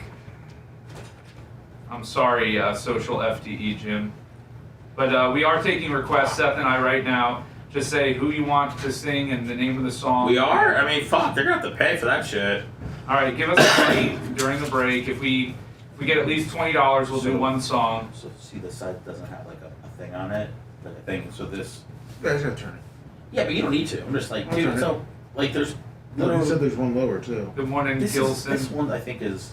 But that's an easy adjustment. But I would never, dude. I would never know. But I can lower like a half an inch. No, half it. No, we're half inch, dude. Let me just accommodate him. He's a primo. Measuring tape. He's a primo. No, it's fine. I need a level. It's cool, I need man. a level to set on top of the Let arm. me say, you got to keep the primo happy. Say, I'll get it. You need a level? Just use my shovel face. Sorry, I'm sorry. I think that you. No, Downtown. You made it your own. Let me apologize profusely. You made it your own, dude. You put your own spin on it. No, I'm gonna get my level. Don't go. Downtown. Na, na, na. Listen to the sound of the people in the city. Na, na, na, na, na, na, na. So pretty, happier there. The lights are much brighter there. You can forget all your troubles, forget all your cares, and go downtown. Hey, things will be great when you're downtown. Don't hesitate when you're downtown. Everything's waiting for you downtown, downtown. All right, there you go, guys. Make it go but you didn't give us money. We said $20, so you owe me. Anybody who heard that owes me $20. Downtown. Oh, man. There you go. You owe us $20. Kenny, I sang it for you. I actually, it took me a second to start remembering the lyrics. Dude, but once they hit you, man. Yeah. I mean, you fucking nailed it. Thank you. What other lawyer who co-hosts on a radio show one day a week can sing like that? Tell me. Come on. Nobody, that's right.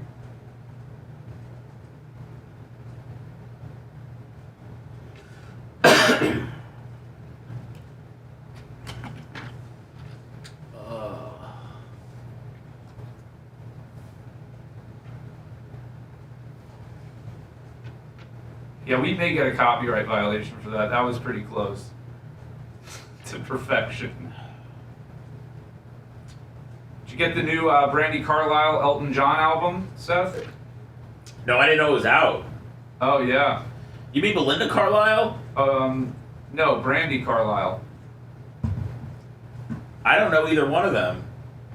Oh, you don't know Elton John? I don't know these Carlisles. Oh, yeah, you don't know Belinda Carlisle? Does she sing Just Another Manic Monday?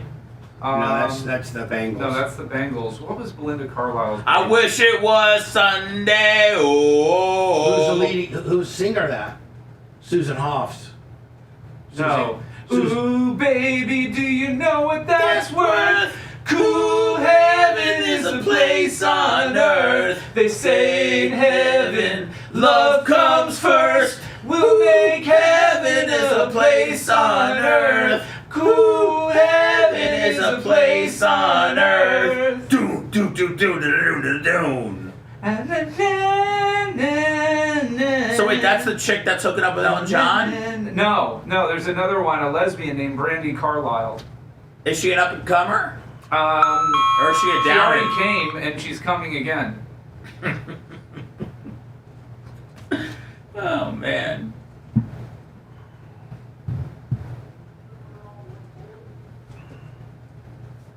Don't go chasing waterfalls. Please stick to the rivers and the lakes that you're used to. I know that you're gonna have it your way or nothing at all, but I think you're moving too fast.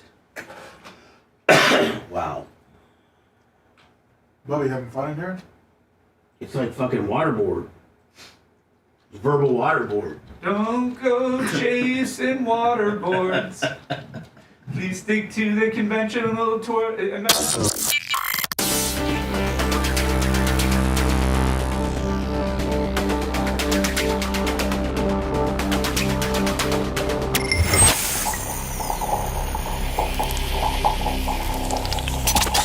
Broadcasting live from the Aquabeto studios. Aquabeto.com/Bubba.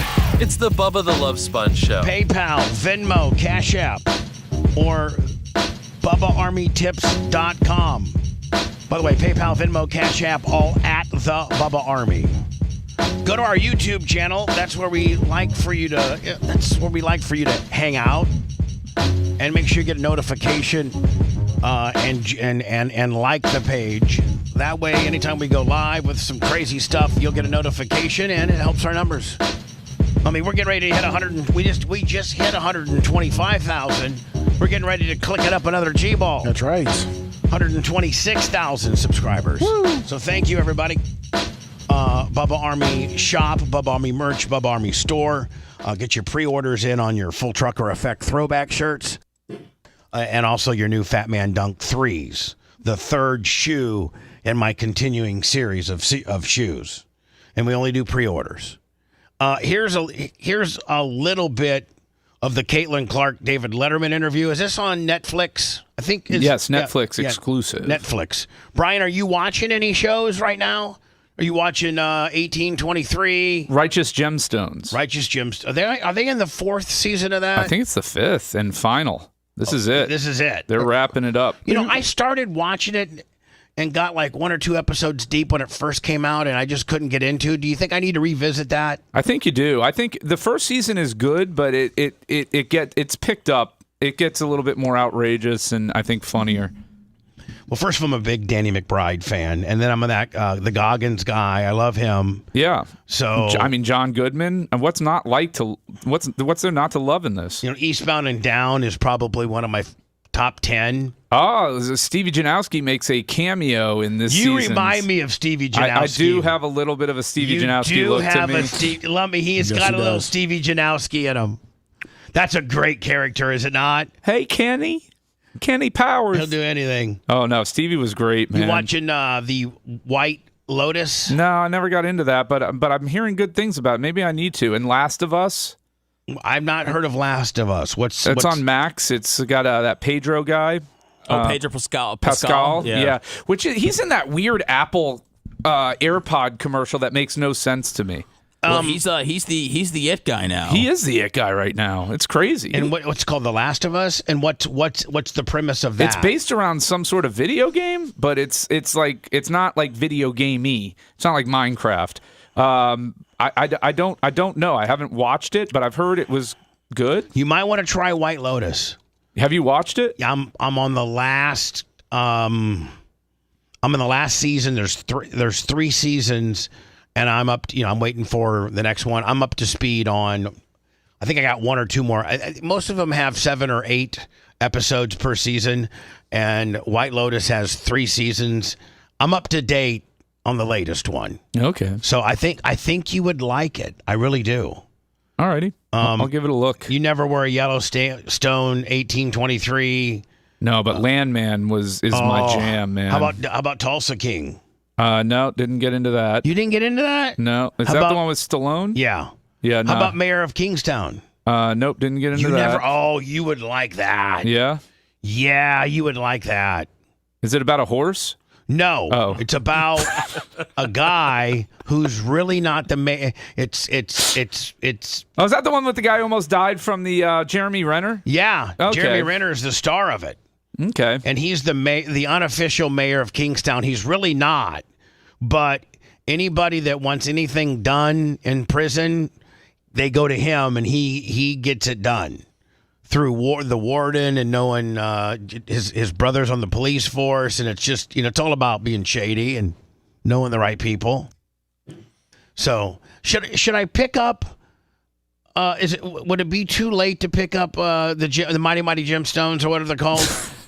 It's the impression that I get that you should have been watching it this whole time. But, I know, but I tried it and then I didn't get into it. But it might not be for you. Well, I mean, what do you mean? I'm a big Danny McBride fan. If you were though, you would have already watched this. So I don't know how your Danny McBride fandom is being called into question here. Well, here's the deal. I'm dropping a yellow handkerchief on your foot after this show. Listen, I'm the guy that didn't watch Suits. I'm the guy that didn't watch Suits in 2012, but picked it up when it went to Netflix. It's never too late to watch a show. I mean, is it too late for me to watch Andy Griffith? You guys tell me. But Brian, this isn't like Gemstones is not like Breaking Bad. If you're not getting into and all of Danny McBride stuff, it's comedy with some underlying dark themes. I think if you're not getting it off the bat, maybe it's not for you. Well, shouldn't he just watch like season 1 or whatever? Well, no, yeah. Seth's not saying pick up on the current season because you do need to kind of have an idea. There is some continuity with the storylines, at least contained within each season. But no, you can give it another try, Bubba. Maybe you were in a different headspace when the show first came out. Yeah, maybe. Yeah. I mean, if you don't like great, funny shows, then don't watch this. I was also told I never got in. I mean, I never even tried. I was so busy. I wasn't watching a lot of TV back then, but I never got into Deadwood, and I've been told Deadwood's a must-watch. Deadwood, yeah, it is good. Has anybody watched the new Seth Rogen one? I think it's called The Studio or something like that. No. It's on. Yeah, I'm trying to get. I started watching that. But were you a Deadwood guy? No, you weren't a Deadwood guy. No, I'm not. I wasn't a Sons of Anarchy guy. I'm really not a real man. I wasn't a son. And you know what? I didn't get into Game of Thrones either. I watched Game of Thrones. Was it good? Yeah, it's one of the greatest shows ever. I mean, yeah, people piss and moan about the final season, but I still liked it. How many seasons were there? Like 10? 6 or 7. Now would that if I had to start 5? If I had to, if I had to start a new series and Deadwood, the Gemstones, or Game of Thrones, what do you think would you start? Game of Thrones will grab you from the first episode. Like, that'll pull you in. But is there like a real... I felt as if there was a real heavy language barrier, and I couldn't quite understand. Do you speak English? Yeah. That I think... No, Bubba, you're thinking of a different show. You know what I'm thinking of? Peaky Blinders. Yeah, I will say Peaky Blinders was tough to get into for me because their accents are so heavy. Their Irish accents were like, I couldn't get through their Irish accents. And I think the other one was Narco, because I think that was in subtitles. Yeah, Narco. I was into Narco until they make me start reading. I don't want to read my shows. So Game of Thrones is just straight, English? Yeah. Caveman, is it? They may speak some what is it, Dothraki? Dothraki in there, but they put subtitles up when they're speaking their Dothraki language. I heard there's a lot of sex, there's a lot of violence, hot women, there's incest, there's everything you love, Bubba. There's a teacher that has sex with one of her students. Okay. He's doing it in front of an audience now. Yeah, he does it always, I think. No, I don't think so. Oh, really? I think when he first started, he didn't. Yeah, like when he did Stern, I don't think he did it with. He didn't have an audience. Yeah. Oh, okay. So it's called My Next Guest Is, right? Right. Yeah. So I think that the first couple of seasons he didn't have an on. So nothing really that exciting.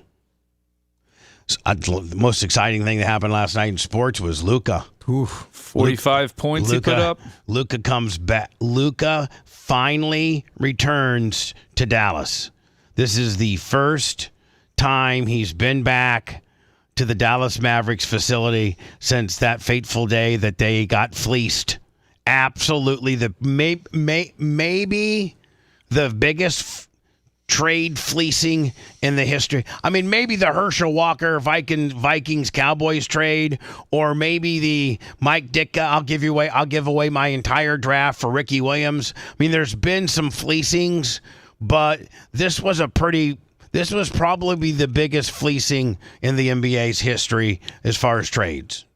Definitely the biggest name athlete. Yeah, I mean, I think it's going to end up being up there. I mean, time will tell. But people just can't wrap their heads around why Dallas would let this guy go.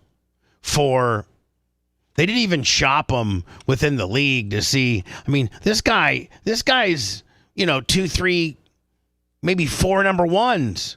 What up until this? This wasn't even a really big, as far as how many number ones. What's been the biggest trade in the NBA as far as how many number ones a team got for a player? Or I think Rudy Gobert and Donovan Mitchell won for 4 first-round picks apiece. Jesus. I think that Luka would probably have to be around 8. 8 number ones? Yeah. I don't even know that they allow teams to trade that far deep. Like the Thunder have the Thunder have 16 first-round picks in the next couple of years. Do they really? Yeah, absolutely. So Luka arguably could be in that conversation with regards to his value. If you were to put it on trade, you were to put it on trade picks. It's a huge thing, and he's going to LA, obviously one of the most prestigious teams in all sports. But in the end, if he doesn't win a championship with the Lakers, then the trade is just whatever. But hold on, he certainly made the Lakers better, and he made the Mavericks worse. The trade is not. I mean. Has the guy, what they got, Anthony Davis, is that who they got? Yes. I mean, has he done anything at all? He's been hurt a lot. Show him off $50, which was his knock in. So Kevin Durant in 2023, the Suns traded for him 4 unprotected first-round picks, a first-round pick swap option, and 2 second-rounders. Lummy, look up Chattanooga Channel 3. Supposedly there's a smoking hot news announcer that I would go crazy over. Okay. Thank you, Jomo. We have all the time to do that. Please turn your attention. So anyway, here's Luka coming back to Dallas as a Laker, and supposedly the video that they played made him cry. So the city of Dallas and the team put together this video. If you have to put a video together to welcoming your player back that was the greatest probably player of the history of your franchise, and it makes everybody cry, including the player, don't you think that maybe you shouldn't have gotten rid of that guy? I don't know. The Lightning honored Stamkos, and he cried, and it was the right move. I don't think that Steven Stamkos and Luka are that they're on the same level. I don't think. It is fascinating, and I would love for somebody to have sat down with the ownership or whoever made this decision and really grilled them and got in deep onto why they did it, why they didn't seem to make it more public. But I don't think we're ever going to hear about it because it's been such a colossal failure. The video board for a special tribute video.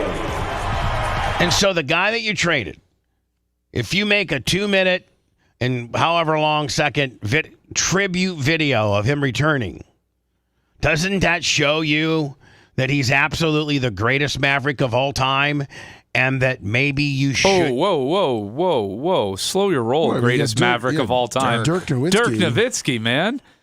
You don't think that Luka's in that conversation? Even Steve Nash has something to say about that. Dirk got a championship. Yeah, Dirk brought him a ring. Hold on, and they didn't throw Dirk out with the bathwater either. No, it was a different time. I'm just saying, though. I mean, this guy is one of the greatest Mavericks of all time that they did dirty. I mean, easily the second or third. Maybe if you have to have a tribute video when he returns as an opponent, maybe you should have kept him. Hey, you gave him away. Well, they got Day-to-Day Davis. They gave him away. If you have this big of a highlight reel, everybody's crying, the whole 9 yards, you gave him away. Touches for the win. I mean, if I'm the general manager, I'm like, man, maybe we don't play this because it just accentuates how stupid we are. Luka Doncic. I mean, like, we just have a video. Welcome, Luka, back. Welcome back. Good luck tonight. Welcome back. Good luck tonight, buddy. Look like you actually got in shape. They gave shirts to everybody. Was it Slovenian that said welcome back? Video they played in the arena before they introduced him, and you can see him now to the right, and he's starting. I mean, Brian, if I'm the general manager, I don't know if I play this. But they didn't have a choice. I mean, you got to acknowledge it and honor it. You know. Yeah. Welcome back. Good luck. And really, I think it helps Dallas in a sense because it brings closure to this saga. Where, and then by the way, he put up 46 last night too. Yeah, he had a decent game. Decent. There's the greatest. There's Mav Dirk ever. right there. Yeah. Thank you, Luka. I mean, so that's the tribute that your former team gave you before you stepped onto the court as their opponent. And then when you did that, you didn't have a double-double or you didn't have a decent game. He put up 45, 8, 6, and 4. I think he had 31 at half, did he not? Something like that? 45 points, 8 rebounds, 6 assists, 4 steals, 7 of 10 from three-point range, 6 of 9 from the free throw line, 16 of 28 overall. Very efficient game. In an important game, the Lakers needed that game because they could have slid all the way down theoretically to the 7th seed in the play-in game, and instead they're looking pretty good to be locked into the 3rd seed now. When we return, I got highlights from this game last night, so that was just the welcome back Luka tribute, 2-minute and 10-second tribute that the Dallas Mavericks whipped up. That was really, really quite touching. And then he goes out there, and you wait till you see. I mean, it was lights out. What did LeBron have last night?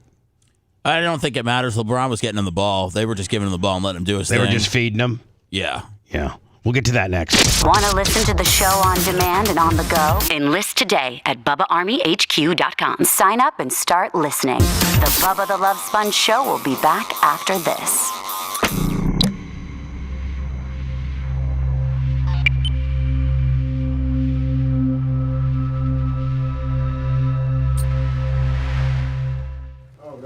My wheel keeps falling off. Do you want the same one you have?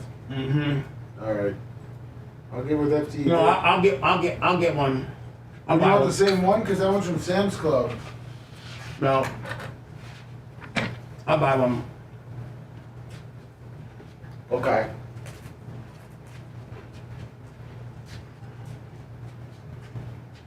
Yep.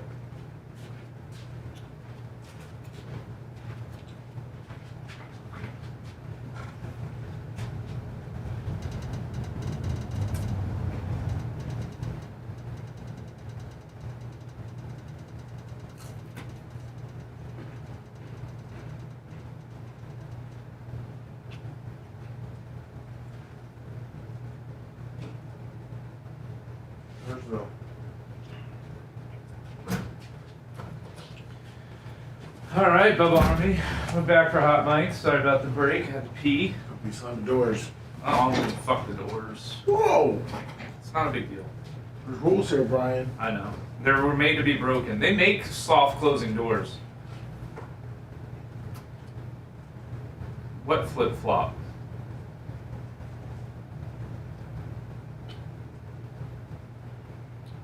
Taking requests. We're not quite up to 1,000 likes, so get us there, please.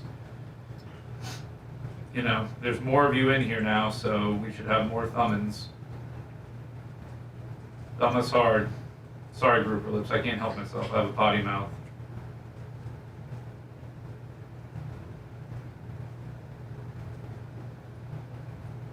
Well, then Dan said Luka was a drunk and the Mavs made a great. Well, Dan doesn't know shit about sports. I mean, if you're getting any sports information from Dan Diaco, you're making a mistake. Great doctor, smart dude. Knows a lot about Ferraris and Cybertruck tires. But he's not my go-to guy for my sports information.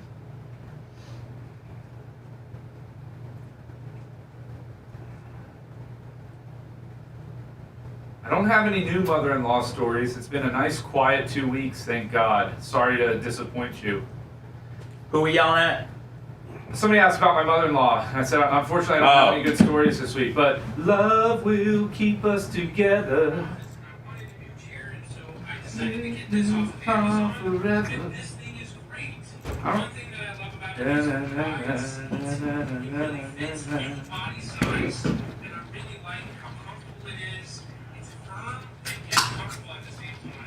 I'm gonna have to look up the lyrics on that one. I put this chair together myself. It took about 30 minutes, and I'm really happy. Are you getting the new chair, Bubba? Love will keep us together. Think of me, babe, whenever some sweet talking girl comes along, singing a song. Hey, Brian. Yes, sir. If you ever want to see how OKC got so good, and how Sam Presti put them together, this was one of the trades they made. They traded Paul George to the Clippers in 2019 for Shai Gilgeous-Alexander, 5 first-round picks, and 2 first-round pick swaps. Oof. Did you say 5? Yeah. Yeah, that's how a franchise is made. And there was a couple other trades they made, but they still have, they have the 76ers pick this year. There's some teams that were really bad, they have all their picks. There is no player in basketball that's worth 5 first-round draft picks. I'm sorry, but you that's an entire starting squad that you're giving up for one guy. Well, I mean, look at what Shea could be the MVP this year. No, I know, but they got him. Yeah. That's what I'm saying, is if you draft well, especially with the depth of talent between the international pool and the college kids now, it's hard to miss in the NBA on a first-round pick. Well, when you get later in the first round, I think it's a little harder. No, I just think some of these guys just get buried on. Look at Marcus Sasser. We've been talking about him lately. He's a great basketball player. He just doesn't get minutes. When they put him on the court, he plays well. Whatever happened to that Zion motherfucker? He just can't stay healthy, man. They're tanking. They shut him down for flag. Did he get fat? No, he's in the best shape of his life. It literally weighs less than he did when he played at Duke. He's still banging porn stars? Whenever he gets a chance, I don't blame him. If you notice, a lot of bottom tier teams, the Spurs, the Jazz, the Pelicans, they put all their guys on IR. Yeah, that's fun.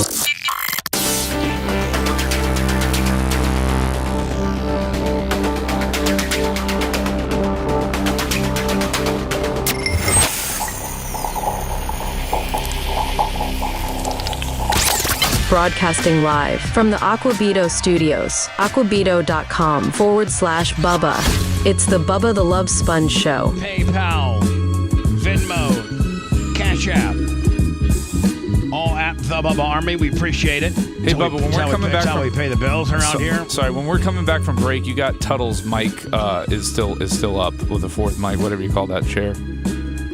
It was on, but the volume's down. So a lot of times I'll do that and keep the mic dead. Okay. I just didn't want anything, to get messed up. Nothing's going to get messed up, my friend. Thank you for questioning my board work here. Appreciate it, my friend. You're welcome. No Anytime. Thank you. I'd like to humble you. It looks like my chair, that one little snap, it's broke. It's Oh, that stinks. Secret lab. I'm not getting a secret lab chair. Come on, Bubba. There's this one chair on Amazon that was this girl. She says I'm fat. She says she's 6 foot 330. Whoa. And it showed her sitting in this big chair, and then that's the one I bought. You got one of the Shaquille O'Neal chairs from Office Depot or Staples? No. He has a line of chairs as well. He does? Yeah. He has everything. The guy's everywhere. He's ubiquitous. He owns portions of Papa John's and Forever 21. Gold Bond. Does he own the general? Here are the highlights from Luka last night. Returns to Dallas for the first time since the trade. What did the Lakers give him? Anthony Davis and not even a first. No, right? I think they got a first for him. Yeah, they got one first. One first and Anthony Davis for Luka. This is his scoring highlight reel last night. And Max Christie. Don't forget about him. Oh yeah, they got him too. Doncic has it. And again, every time he touches it, early on at least, all the energy looking towards number 77. The Don underneath trying to deliver some magic, and he does just that. Good job of Doncic, who now wears those colors. And the number 70. Oh, man, what a pass. That's like Larry Bird passing. And it looks like he passes it just to get it back. That's right, going to his spot. I'll pass it to you, then I'm going to go back. Get it right back. Luka, 3, got it, the Don! The crowd trying to maintain that. Doncic again. Drive, kick, Rui, good! Boom goes the dynamite. 2 to 6 inch shot and miss it by an inch. Luka has scored or assisted on 11 of the 18. Make it! That's one of my most favorite plays in the NBA is when a guy acts like he's driving, the guy will go with him, then he takes a couple steps back past the 3, off balance, and nails the 3. The stab step back up 3 there. I love that. That is so exciting. The James Harden special. Except James Harden travels every time. Those got it on the outside. They give it right back to Doncic. Got to go to work. Going to shoot it with 5 on the clock. Yes, sir. Man, that's Larry Bird-like, is it not? Sure is. Let me just show you the ball. I'm not going to, nothing fancy. Just drain it. More for Luka. So this is not the first time he's faced his former team. How tall is Luka? 6'10"? No, 6'7", 6'6". Is it up and in? Nobody home. 6'6". That time for Doncic. All right, so anyway, I'm not going to go through the whole highlights. He had 48 points last night. As he returns. I'm sure Brian has all types of opinions with regards to the tariff and the Trump tariff deal. It's one of my favorite words. Tariff. It's a terrific day for the stock market. This will get us into the discussion. A little bit of Fox, then we'll break that off and start talking it and breaking it down. Brian deal. But here. Now, if you're a car racing fan, you'll enjoy watching this in the next couple of minutes because President Trump is going to have a photo op with NASCAR Indy and IMSA champions. He just walked out of the Oval Office moments ago. So he's got Joey Logano, the Indy champion. You probably expect he goes Sandra, fast, not as fast as I could, but fast around the track. I've known him a long time. All right, so I'm not going to go through. Track and everything has been incredible. I mean, it's really incredible. Roger or any of these champions, they'll call John. They'll do somebody. For everybody. But so let me. This isn't necessarily the tariff. I don't think they talk much tariff stuff here. I think it's just this is all the race car guys. They should have gone into how much the tariffs are going to affect the cost of the NASCAR cars because I think they're probably going up about 40-50% cost to assemble them. The parts. Probably. You think they buy a lot of the parts from China? I don't know who making the parts for the NASCAR cars. Pelosi, they've been talking Toyota about has a team, right? Yeah. Tariffs for decades. so How come when these Democrat elites want tariffs, everything's hunky-dory, but when President Trump wants tariffs, all hell breaks loose? Do you see this double standard? I love this guy. Whoever the hell that is. That's really nice. I appreciate that question. No, Chuck Schumer, Nancy Pelosi, everybody knew you had to do it, but they never had the guts to do it. It does take guts. It even takes guts. So, Brian, are you of the position where this needed to be done? It may not have been done correctly. It may have been done, a bull in a china shop, boss hog, and now he's bringing it back, and this was his intention all along. I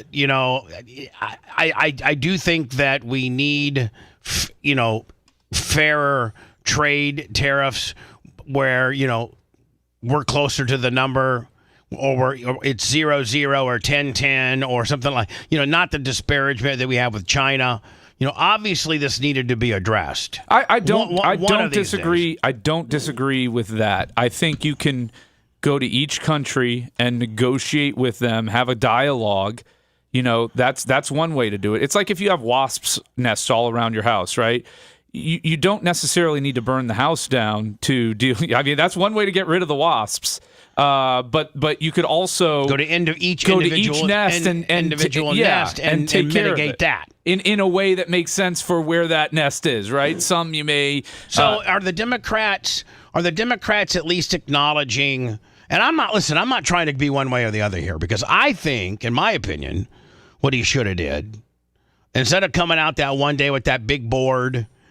Well, which I felt was not such a big board. In fact, I talked about you and other Kevin and some of the guys that I've seen gone to trial. When you guys have visuals, you have them far more blown up and far more fancy. Well, unfortunately, our supplier for the boards is China, and I couldn't give them the money for a bigger board. Instead of being a smartass about it, I thought the board was really, really cheap looking. Well, please put the stuff in in some sort of order that makes sense. Right. It's like they just. It looks like they I don't threw even it know how they together. came up with the order for the countries. And they tried to blame the wind. They didn't want to make a bigger board for the wind. So instead, saying it's the biggest board ever. Have the news conference inside then.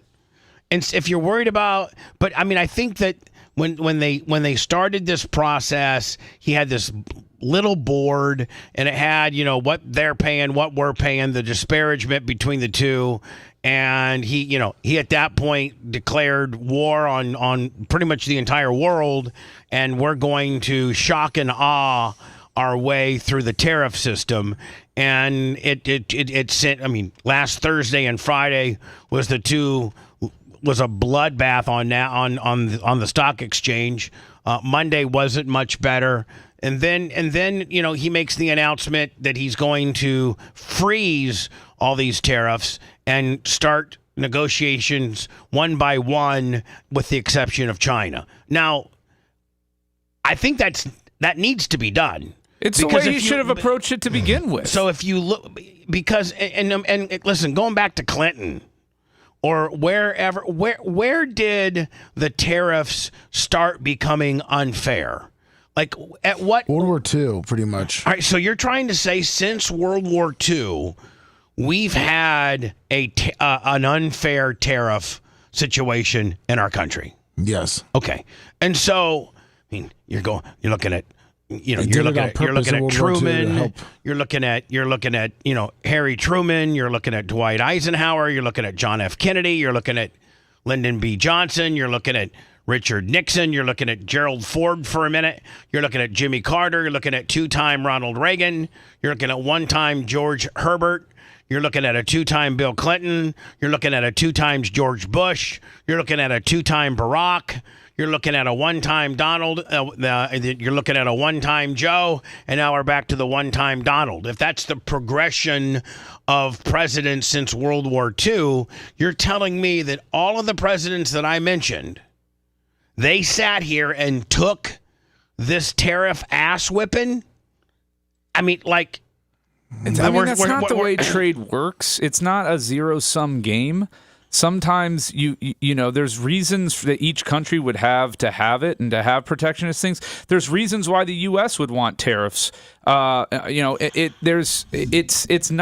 It's a complex issue. It's not as easy as everything needs to balance out to zero. Now, I have no problem with renegotiating and to be fair on things and to try and get countries to reconsider their stances and, potentially taking protectionist stances on our own products. But you got to do it in a way that makes sense. That is.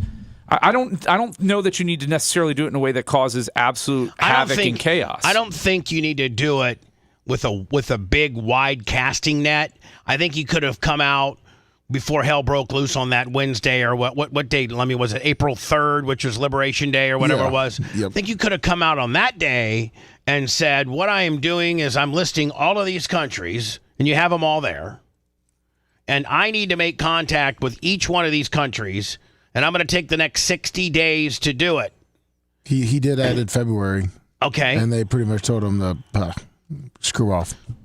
Yeah, you've got the evidence of all the deep negotiations that they had with these countries. No, I'm just saying you're stating as a fact, like they told them to just screw off. I didn't say That's that. what you just said. But Canada came out, and the two countries that did publicly come out that they covered was Canada and Mexico that said we're not going to do it.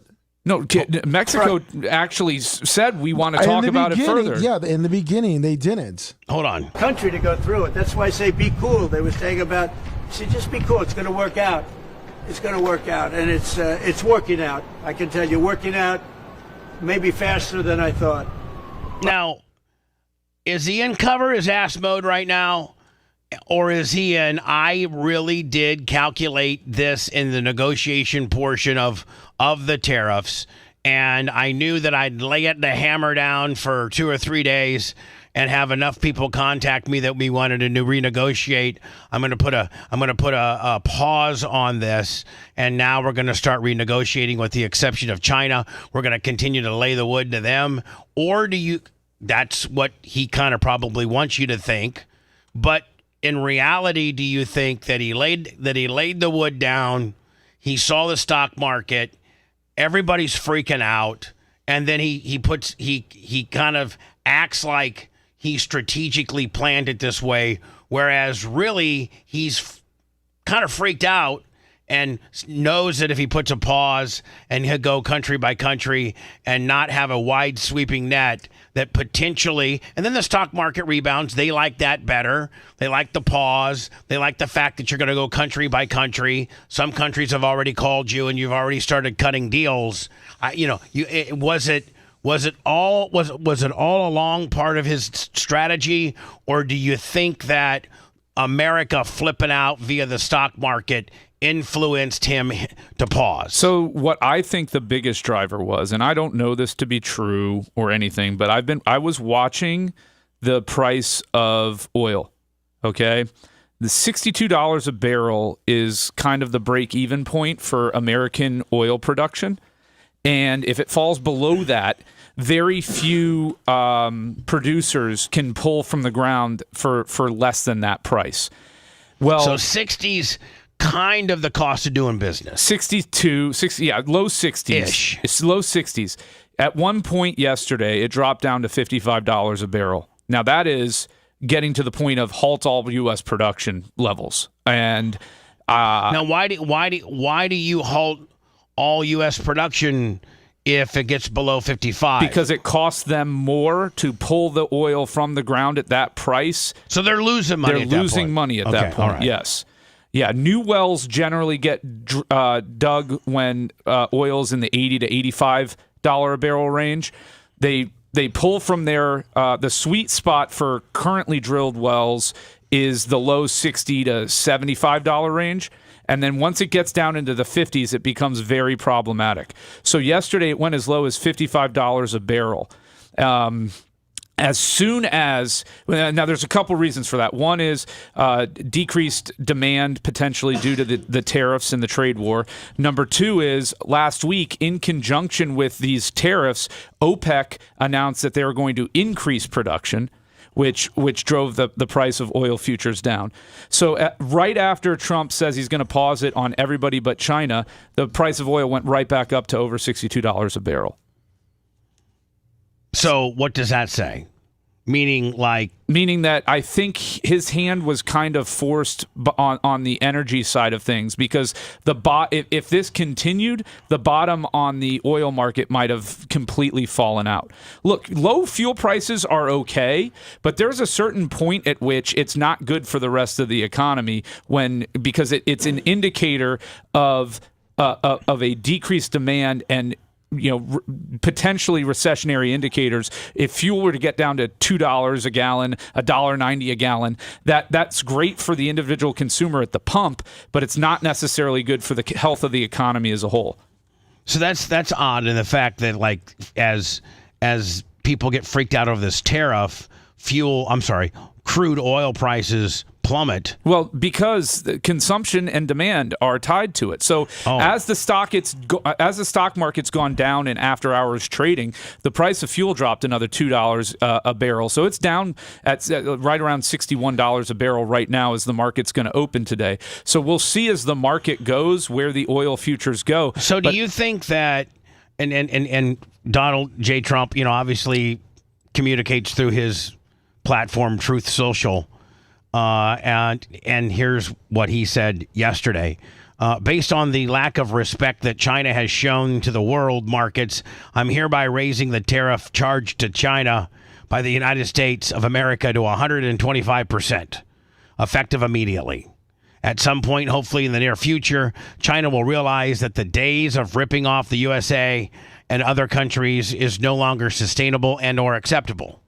Conversely, and based on the fact that more than 75 countries have called representatives of the United States, including the Department of Commerce, Treasury, and USTR, to negotiate a solution to subjects being discussed relative to trade barriers, tariffs, currency manipulation, and non-monetary tariffs.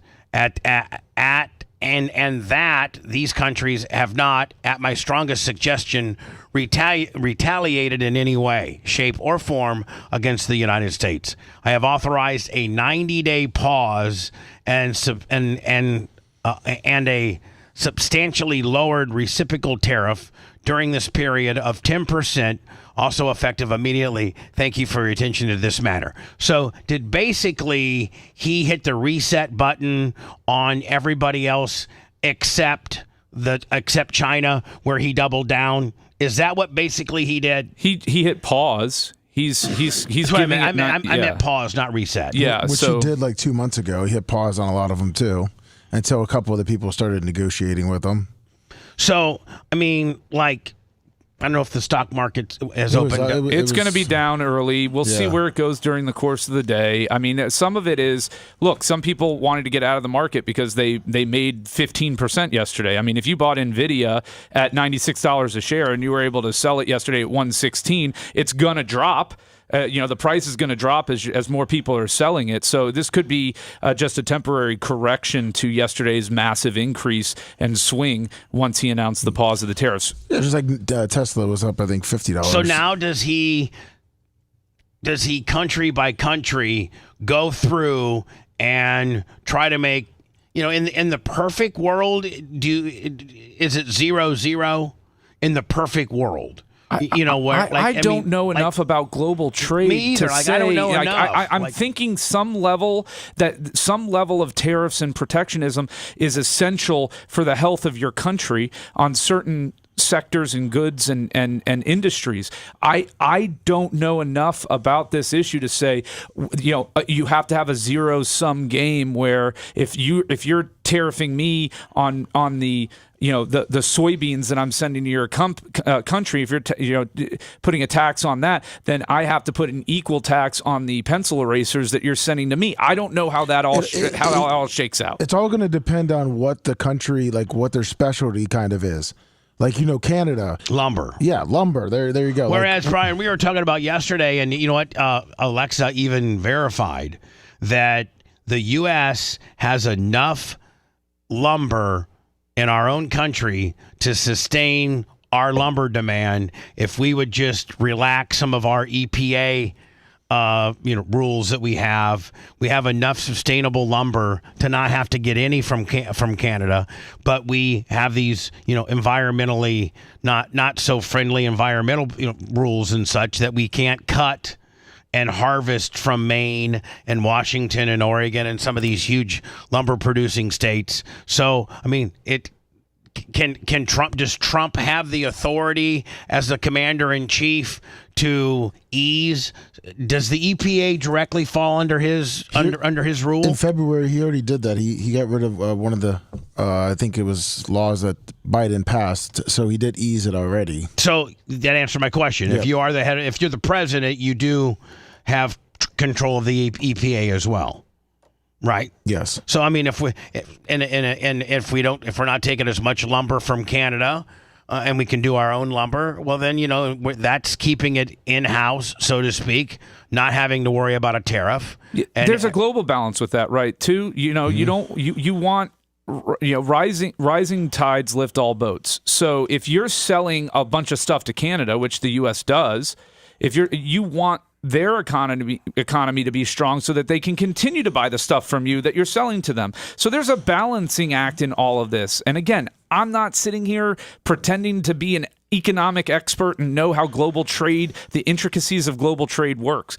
I don't know that. It's going to depend on the product. Now right. what it is. What do you think? But it's not an across the board. No, we're gonna no. and so that was the approach he initially took, which again, which I don't think worked. Well, I mean, it depends. What's your ultimate goal in this? Where do we end up 6 months from now? Or maybe I think that's a better question. Maybe it did work because it got us here. And where we are now is we're individually going, we've slowed it down, we've put a pause on it, and maybe it seems like cooler heads would have prevailed where we can now go country by country with these global trade experts and make it a little more fair. And all while, now does China need us more than we need them, or do we need them more than... Like, this looks like this is an absolute crap show. This China thing. We're right now we're at 125%. Well, let me ask you this, Bubba. Do you need Erica more than Erica needs you, or does what's the answer to that? Well, it's mutually my China and she's USA. My point is certain relationships are equally beneficial and mutual. And so, finding out what the balance is. The U.S. getting ripped off in some trade deals? I'm sure we are. And is going through that and addressing it. China, though, do you think China's freaked out?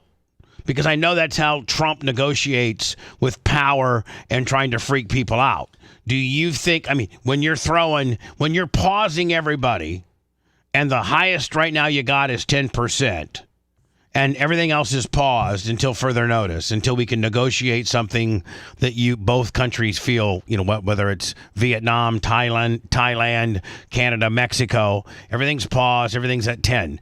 But you've single-handedly, you've single-handedly carved out China to not be part of that deal, and you've just absolutely laid the wood to them, and they're at you've made an example of them, and you've declared 125% tariff on anything we export, anything we import from China. Now, does that cause Chinese factories to shut down, and there's huge unemployment in China, and because it's a communist country, they really don't care about their workers and what their unemployment rates are, and they can wait this out? Or do they care about their people and keeping their factories open and not, because let's just be honest, if we keep a 125% tariff rate on China, that's going to cause havoc in the manufacturing sector of China. Well, the question becomes then, does China then start using intermediaries to ship their products into America, and how is that captured and stopped? So let's say China starts moving all of their Christmas trees through Bangladesh, and so they're being imported from Bangladesh, but it's essentially a middleman for China. How does the U.S. necessarily stop that?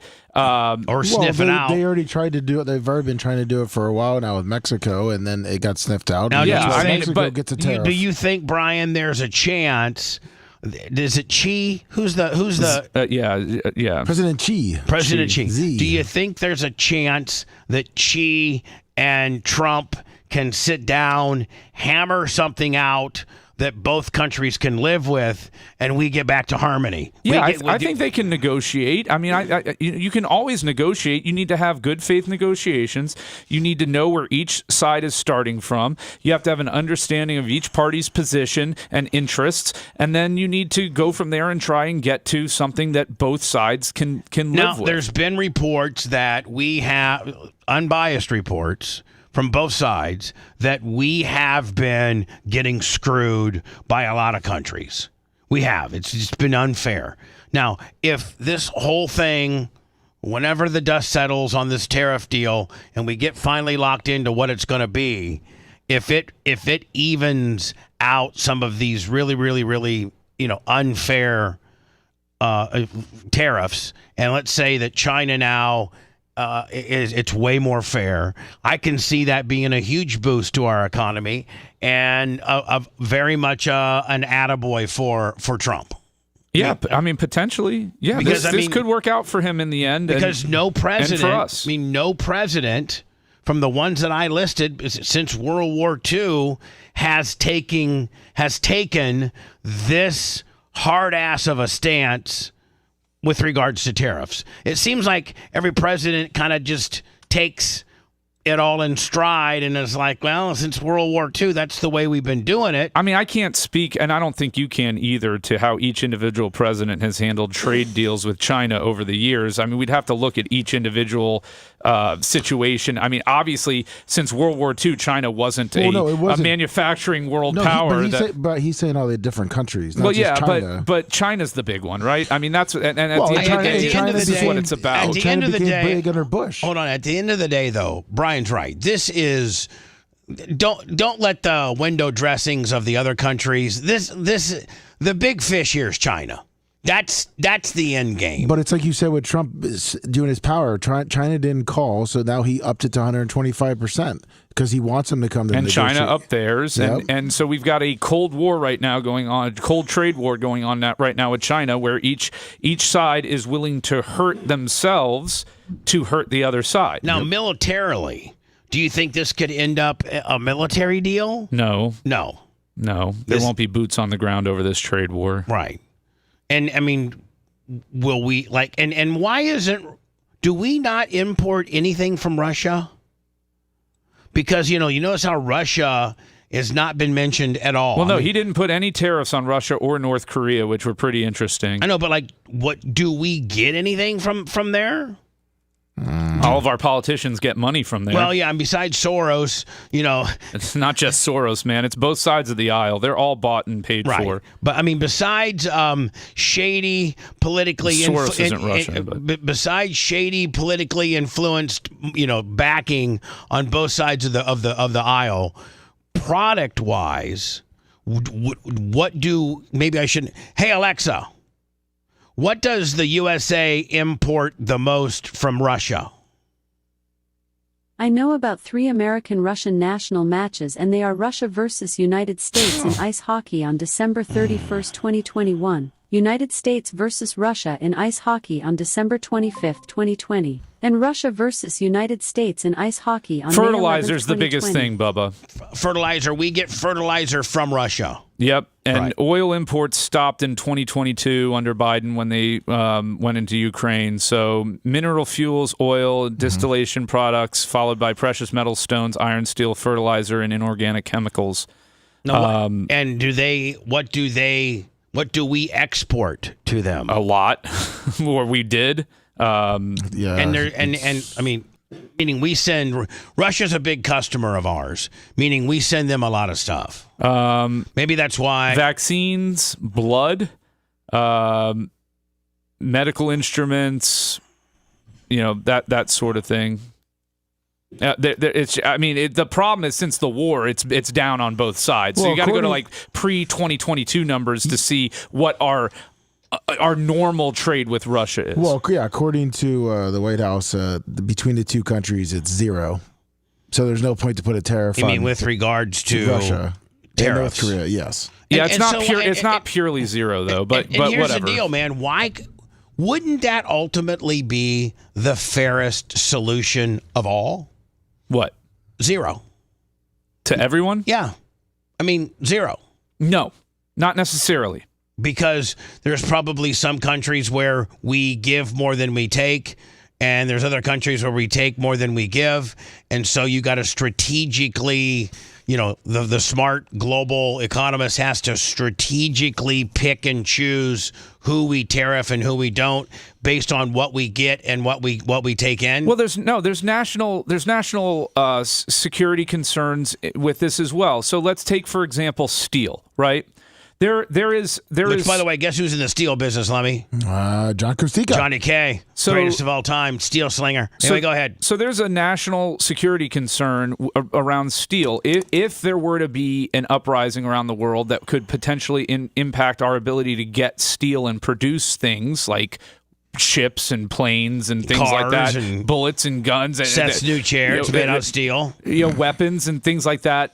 There's a reason why a country would want to be able to produce their own steel. So you would use tariffs to protect your industry in your country because you don't want your country flooded with the cheaper, inferior products from other companies that would drive your steel plants out of business. So you'd want to keep your domesticated steel plants busy, so you'd throw a tariff on like Chinese steel because it's probably cheaper and less quality, and the average guy trying to buy some steel says, oh my God, I can buy it cheaper in China, but America wants you to buy U.S. steel, so they put a tariff on China steel. Yeah, because something like that. And you have to see how they manufacture it. If they're using slave labor like in China, and they're producing the same thing you have to pay for. Slave labor? Yeah, slave labor. Is that what they have over in China? I mean, essentially. Yeah. I mean, they have suicide nets at the Apple factory in China. I mean, they had to put nets outside the windows of their dorms. They live there and work there. I mean, they're essentially slaves. So that's one side of it. Another is you may do what Biden and the Congress did with the CHIPS Act, which is to create funding and tax breaks to incentivize production in the country, because microchips, we weren't making them here anymore. All of them were being made in China, Japan, Korea, overseas. So there was a movement to address that as a problem, to realize that we need that in the future, and to incentivize the production of that in this country. Those are protectionary measures that are perfectly acceptable. Sometimes as a nation, you have to do that. Now, if it gets out of whack where you're taxing all the stuff we're sending you, at some point it does make a little bit of sense to tax the stuff that they're sending them. You got to look at it on a case-by-case basis. This isn't just across the board, we're going to tax 30% on everything that you send us. That's what he tried. Well, I know. And that's when I was getting that analogy I was giving of burning the house down to kill the wasp nest. It works. It's effective. But at what cost? And so it just needs I would have liked a gentler, and it's unreasonable to expect it because that's not the way he operates, but I would have liked a gentler, more stable approach to this problem. Now, maybe the countries wouldn't have come to the table and dealt with him or dealt with us without this. Maybe he had to boss hog. Maybe to get their he attention. had to do it. Maybe there was no other way. China via TikTok, somebody has made this meme it says China trolls Trump with an AI clip of overweight Americans doing Chinese type labor.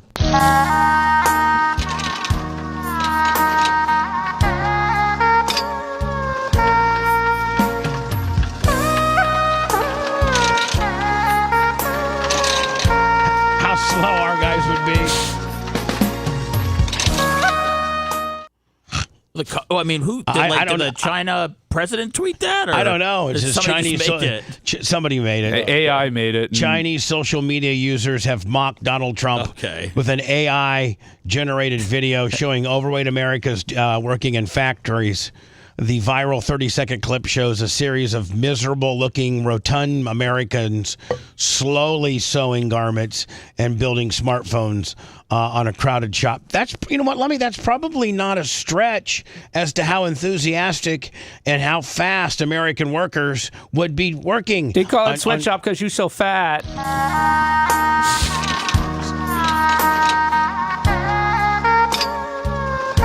I mean, initially they would look like this, but eventually these people would get better at their jobs. Yeah, but one thing you won't see is the Chinese factory workers. Oh, they're hauling ass, man. Yeah, they're hauling ass, but they're also they're getting murdered if they don't hit their quotas. And making $1 a day. I mean, honestly, it'd be like if you ran the factory, Bubba. We need to get these out. I'm going to airsoft gun whoever doesn't hit their quotas today. Liquid ass. Shiz hits the fan. I got to go to word, so I'm not so late with the unsigned van review. Yes. So we'll do that, and then get Kevin O'Leary. Is that guy? That's the guy from Shark Tank. Yes, isn't it? Yeah, he's a Canadian businessman.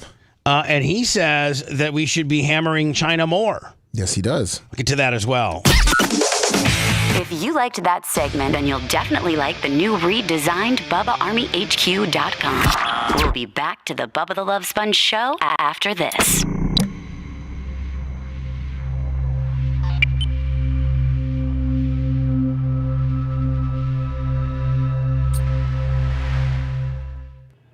Yeah. I mean, it's. You were getting a little feisty when I just said that. Well, I'm just saying, you can't just take. What basis do we have to know that he called up Finland and asked them? You know, I don't think. I said a lot of the countries. But he said, "Hey, I'm going to start putting tariffs on it, and then you got to come to the negotiating table." And they supposedly they weren't getting phone calls to negotiate, but realistically, a lot of the countries.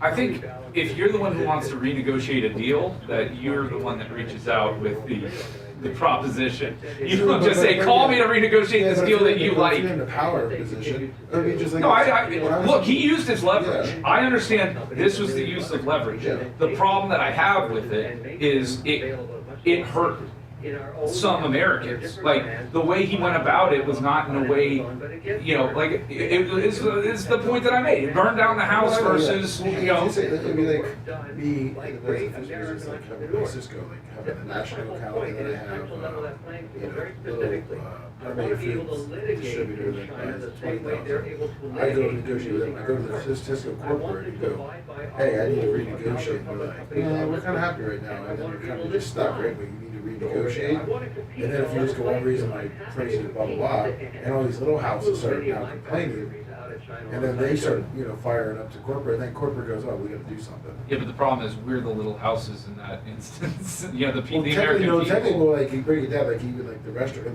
those are actually the companies, but it's like the restaurant, like everyone's just start, it's like it's a thing that.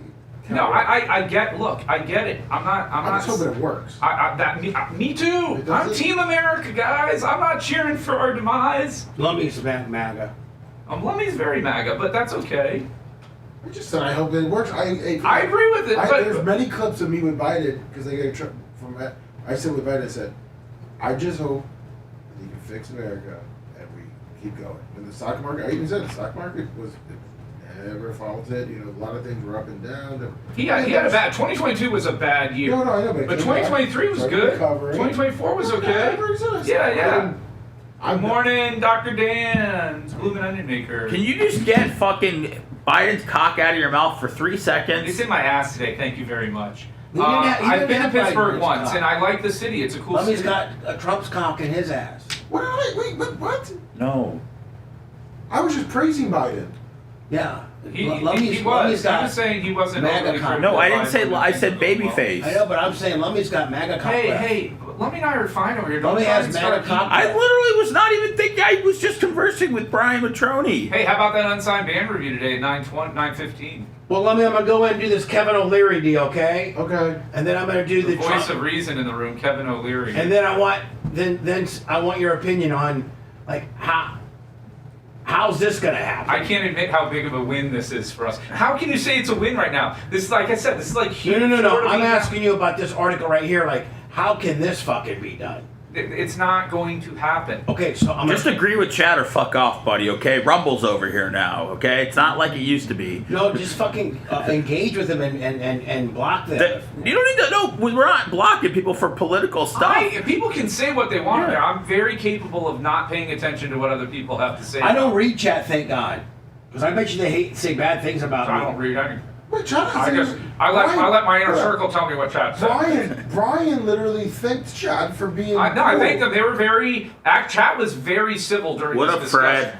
And they actually, I think, listened to what was being said without getting vitriolic. Okay, I'll tell you what. I'm the biggest conservative in this place, and I was fucking seething at what you were talking about. Yeah. What part made you seethe? I don't know. Seether. Careless whisper. No, I prefer Fine Again. And when he was dating Amy Lee from Evanescence, okay? I'm never gonna dance again. Cannibals. Guilty feet of God. She drives me. What's Fine Young Cannibals? What's up, Paul? It's easy to pretend What do they do? She drives me crazy. Like no one else. She drives me crazy, and I can't help myself.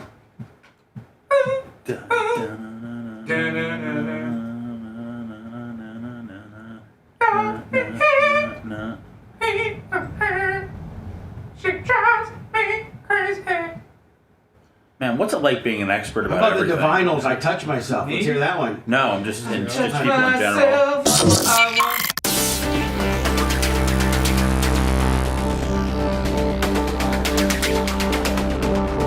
That's the new game right there, Lummy. Brian blurt out. All right. Broadcasting live from the Aquabeto Studios. Aquabeto.com/Bubba. It's the Bubba the Love Sponge Show. See, Lummy, you just think of like an 80s or a 90s song, and then Brian will go into the whole rendition. It'll be like, Red, Red Wine. Red, red wine, stay close to me. Don't let me be alone. Information Society, Pure Energy. Pure energy. Pure energy. Pure energy. Pure energy. 9:15 today, we'll do the unsigned band review. We got, what's the guy's name? Felicity. Drew from Felicity. Yeah, Drew. Yes. I knew the band is Felicity. Is there no game this week, Brian? No, I think we're taking. I got a game, Oh, but do you- I mean, we don't have. I figured with the unsigned band review, I was sitting on it, but I can always put it in the can. That's my I prison don't wallet. understand why we want to go back. Kevin O'Leary from Shark Tank. Harvey Levin. Is that his lover? Yes. Is it? I don't know. I've always thought it might they be. just work together. I think there might just be buddies. The cool black guy, the cool Jamaican black guy, and TMZ is asking Kevin O'Leary, the guy from Shark Tank, who's a very successful businessman, what about all this tariff nonsense? Back to being a manufacturing country. We're a service country now. And with AI and everything else, isn't this the time to pivot rather than to go back in time? But that's not really what the China narrative is about right now. There's some imbalances that have existed since 2020 when China joined the World Trade Organization and said they would abide by its rules. They never did. And what they continued to do was steal IP, many of it from my companies and millions of other companies, and then take these products and services and make them available at much lower prices in our own markets under different brands on Alibaba, on Amazon. But it gets worse. They actually use these technologies to advance their own economy at the expense of the work done by great American entrepreneurs. That's my whole point, and it's time to level that playing field. Very specifically, I want to be able to litigate in China the same way they're able to litigate in using our courts. I want them to abide by our rules on how their public companies are listed, and I want to be able to list mine over there. I want to compete on a level playing field. I'm happy to compete on a level playing field, but I think we're going to have to delist their companies because they don't even abide by our GAAP accounting rules. It's over. It's got to end. And the way to do it, as I've suggested, and everybody has their own idea, but mine... Let's see what Kevin has to say. How he's going to do it. 400% tariffs. Let's see what he's going to say. It's simple. The tariffs go to 400% until Xi gets on a plane and agrees to meet with Trump, and all this stuff gets negotiated. China is not the same as any other country on the list. They steal, they cheat, and it has to end. I've moved many of my factories out of China a long time ago to Thailand.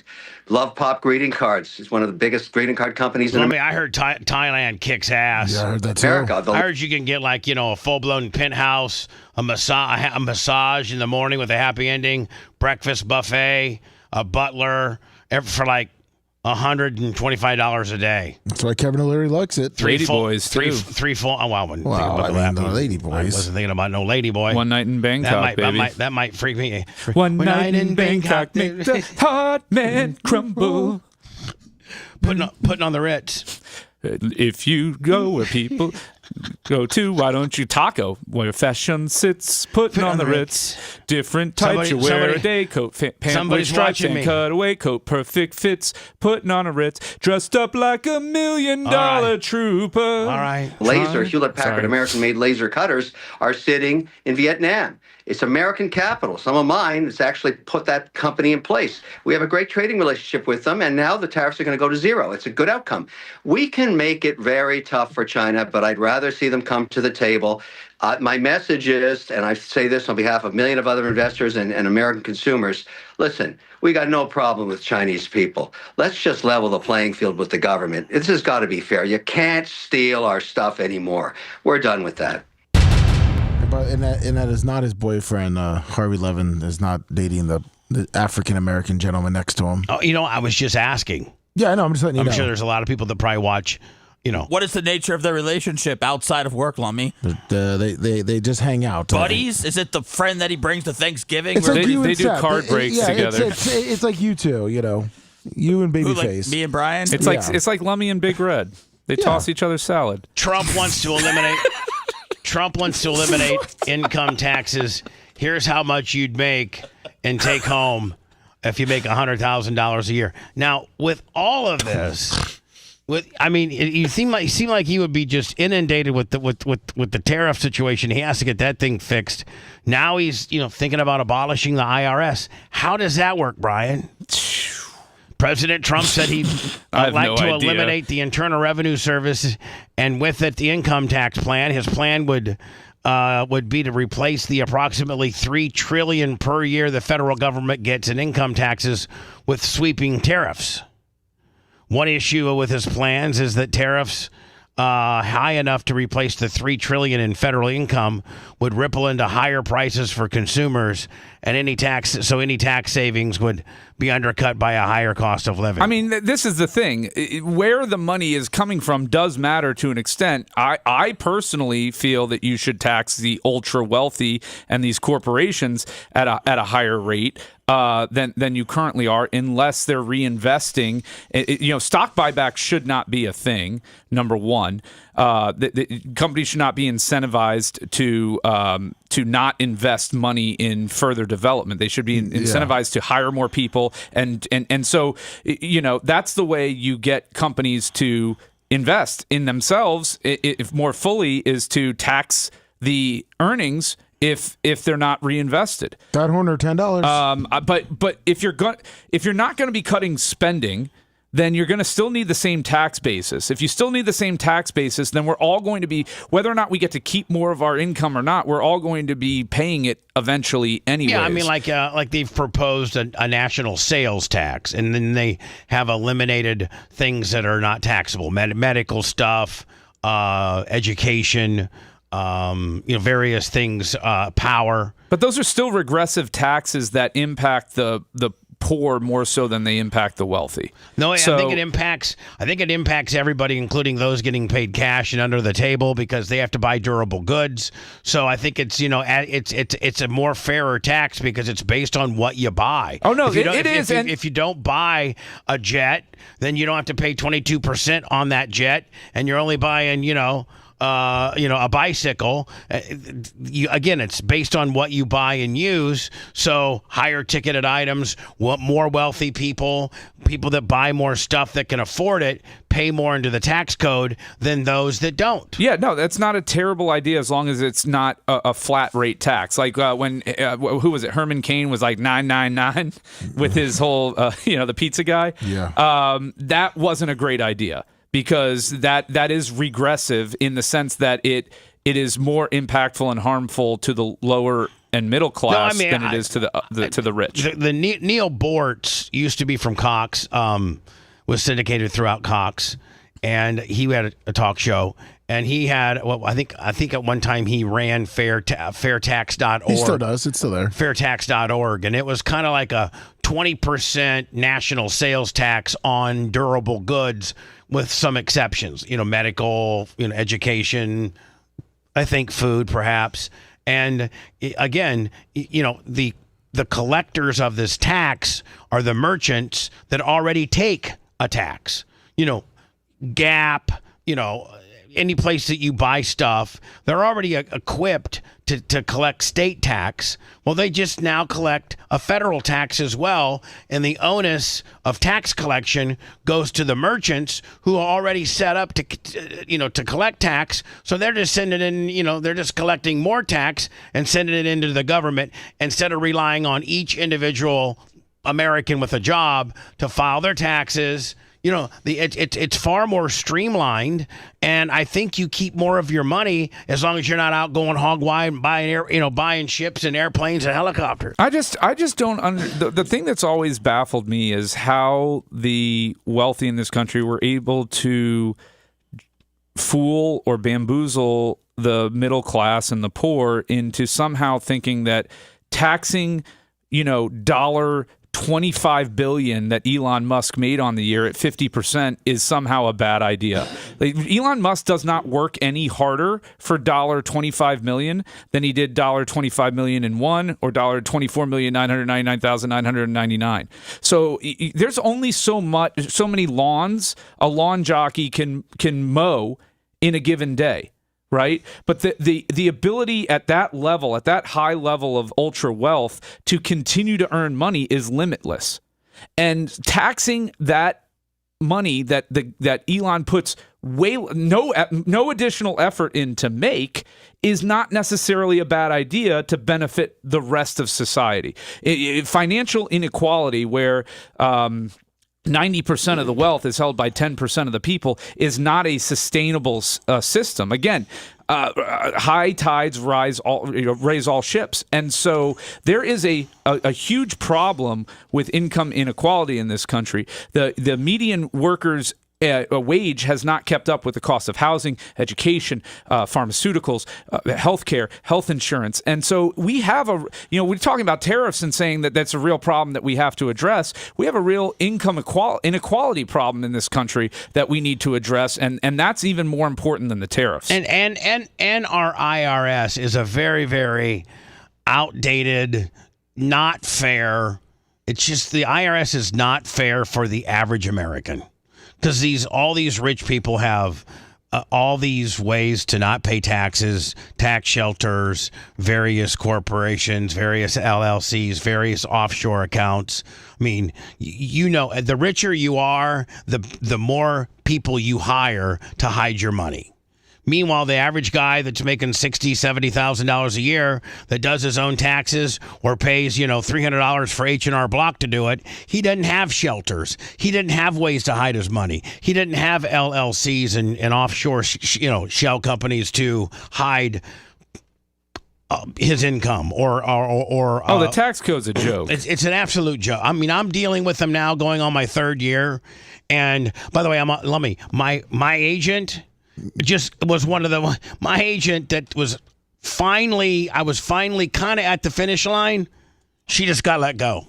Oh boy! So you got to start all over. Thank you, Doge. There was a major, massive layoff with the IRS, and my new agent that I got was one of the new hires. Remember the 96,000 that Biden hired? Yeah. Well, she's the one, because mine was a cold case file. She's the one that opened it up, and she just got let go 2 days ago.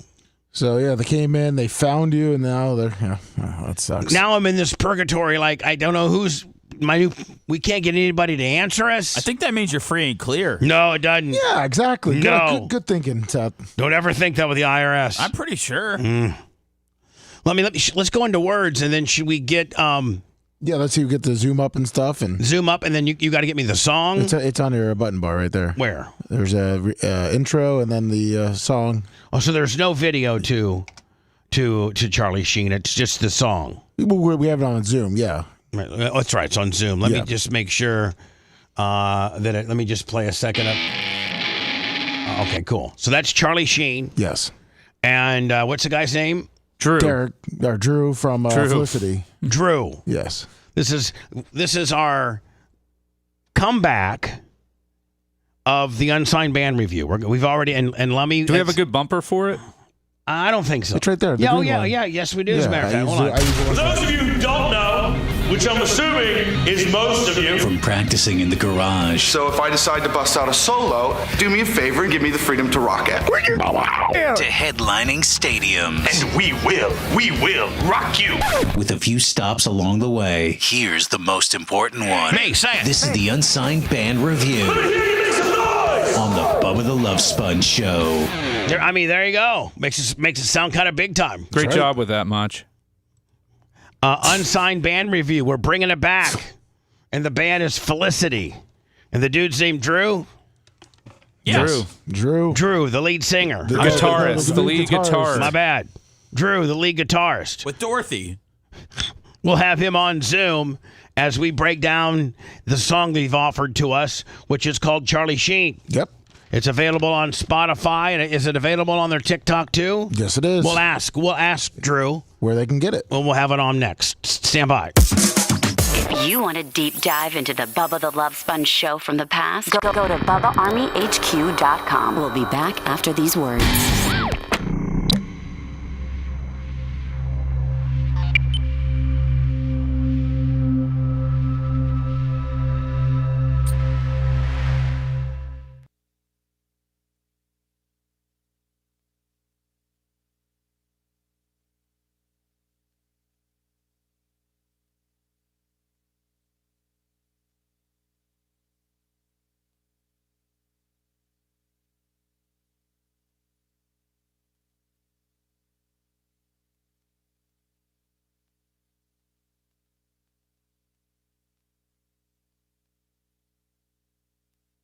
On fire, this guy is on fire. Can you guys stop singing because I don't know how to turn my shit down.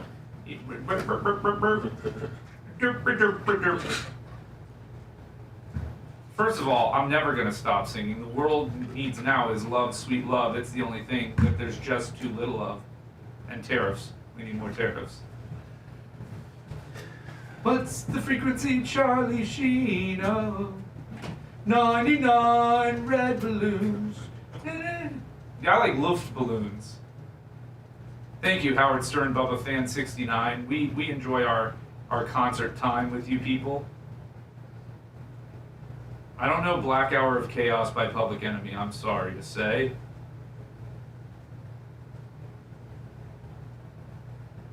Well, I have to let Seth do Into the Night by Benny Mardones. That is his song. Sing of the good times, not bad.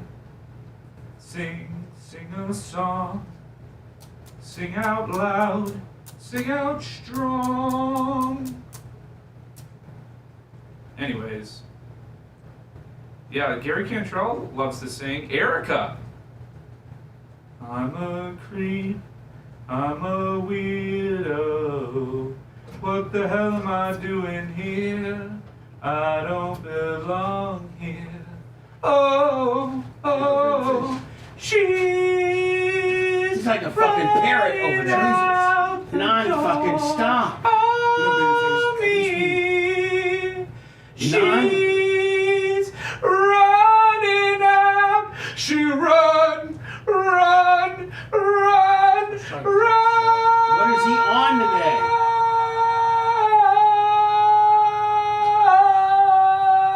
Fucking D on sub 78 months. You're driving me fucking crazy.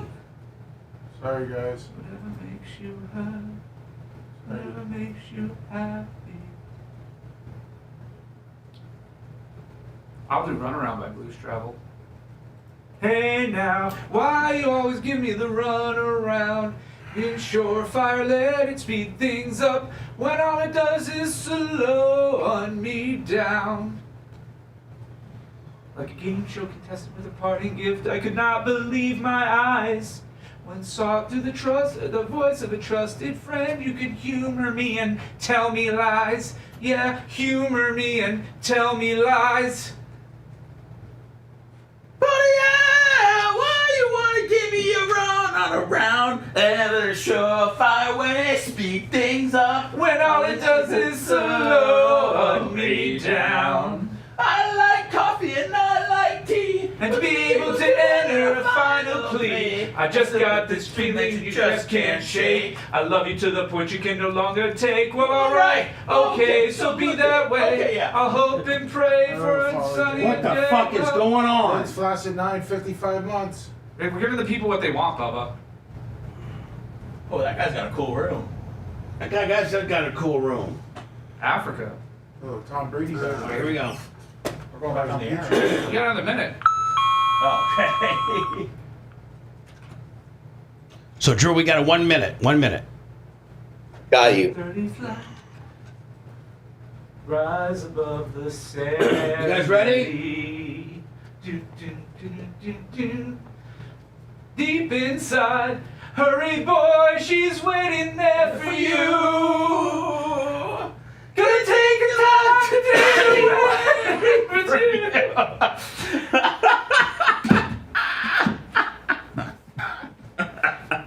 I felt the rains down in Indiana. Machine Gun Kelly's a new dad.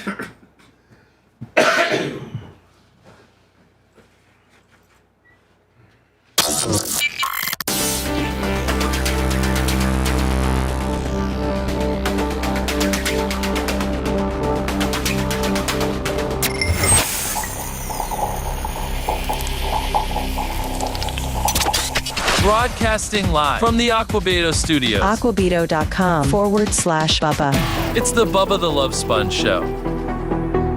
It's the unsigned band review. God, it's been years since we started doing it again. Yeah. And we decided to bring it back, but we're going to do it differently. We used to bring the bands into the studio, but in today's technology where you can just have them via Zoom, and it's less of, it's less prickish, because we used to shoot them with an airsoft gun, and that ended up being problematic. Well, to correct it, what we did in the beginning was we did have them submit the songs, and if they were good enough there, then we brought them in. If they sucked in studio, then we'd shoot them with the airsoft. There's a lot more moving parts back now. Correct. Now we can just have one of these guys on Zoom and just go through his song with him, digitally with him here, and which brings me to Drew. And if he sucks, we'll hang up on him. Drew, how are you, my friend?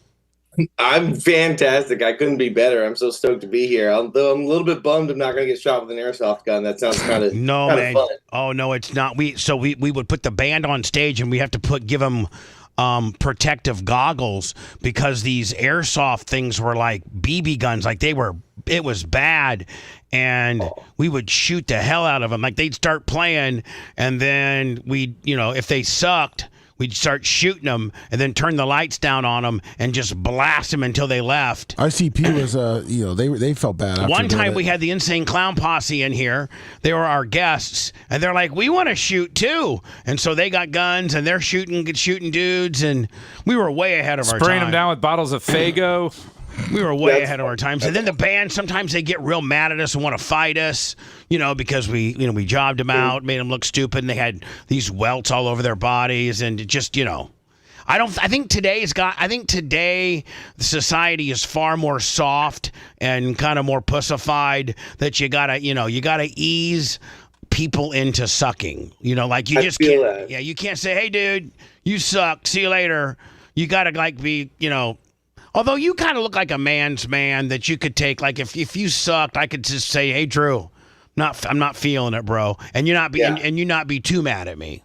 Yeah, no, I'd probably just go to my room and cry all night, and then try to find you on the street somewhere. No, I'm just kidding. Trying to stab me. We got thick skin. We've been a band for 10 years. You don't stick around in the rock scene for 10 years unless you got thick skin. Well, here's the thing, and we were looking at some of your statistics, and you got 25 million views on TikTok. 200,000 followers. If you sucked, I don't think you'd have those type of numbers. So I think we've kind of almost got a little bit of an insurance policy, knowing that you guys have been together for a decade and you got some pretty good numbers, that you're probably not gonna suck. Speaking of thick skin, look at that sleeve, that Thanos sleeve he has. Yeah, now I got Thanos here. That's the wrong arm, buddy. I got Thanos. I got Stone Cold right here. Oh, wow. Look at that. Got my Slimer. Oh. Do you have Hulk Hogan on your back? No, Hulk Hogan on his back. Yeah, that's on my butt. Yeah. Now, are you gonna eventually go to the other arm, or are you just sticking on the right? Playing guitar, I wanted to start with like the arm that's facing the crowd, Right. right? And then work my way to the left one. The right one's more important. So this one just finished last year, so I'll probably start the other one eventually. It's once we hit that next level as a band, I think we're all just gonna go crazy, tattoo crazy, because we also have day jobs right now, so we got to keep a little bit of the business professional thing going. So this is where we get it. Yeah, like if you wear a long sleeve shirt, nobody could tell like that you were tatted up Willie. Nobody could really tell exactly. that. Yep, exactly. You look like a normal dude that could be selling anything for that matter. So how much did that arm cost? Is that like a $5,000 arm you have now? I wish. Is it more than that? I don't know what Is tats that really run. more than that for Wow. real? Yeah, maybe between 5 and 10. Yeah. I did it over the course of a couple of years though, so it wasn't like all at once. It didn't hurt too bad as far as the financial strain of that. I mean, goes. if you're high, let's say you get nice and high, and you go into the tattoo place. I mean, does it take away some of the pain, or you know? No, especially on some parts maybe, but like especially like in the ditch right here and like the elbow like that. There's nothing you can do about that. It out sucks. of your entire arm, what was the kind of by the armpit maybe? Like what was the most sensitive area? The ditch, the armpit? Right here where it's like we're almost in the armpit right here. Like, that was really bad. That was it felt like there was a bee stinging you like in your armpit. I mean, are you like Yep. I just kind of clench your teeth and you close your eyes and you just go to your happy place and just wait it out. Now where are you guys based out of? We're based in Orlando, Florida. Oh, okay. And I think there's you have three other members, right? Yep. So we got Drew. Who else do we got? We got Damien, our lead singer, Mike, our bass player, and Rashid, our drummer. Is Rashid the black guy? Yep. Okay. And he's your drummer. Yep. And then the good-looking curly-haired dude from the picture I got, he's probably your lead singer that all the bitches go crazy over. Yep, that's the one. Yep. And then the other dude with his tongue out, is that you, or are you the guy with the stocking cap on? So I'm the guy with my tongue out, and Mike, our bass player, he's the red beanie bassist. So Mike kind of looks like a young Aaron Rodgers a little bit. Yeah, he does. I can see that. I've never. Oh man, that's gonna go straight to his head if I tell him that. Yeah, he says, "Hey man, Bubba says you look like a young Aaron Rodgers. Just don't mess up your career like he did."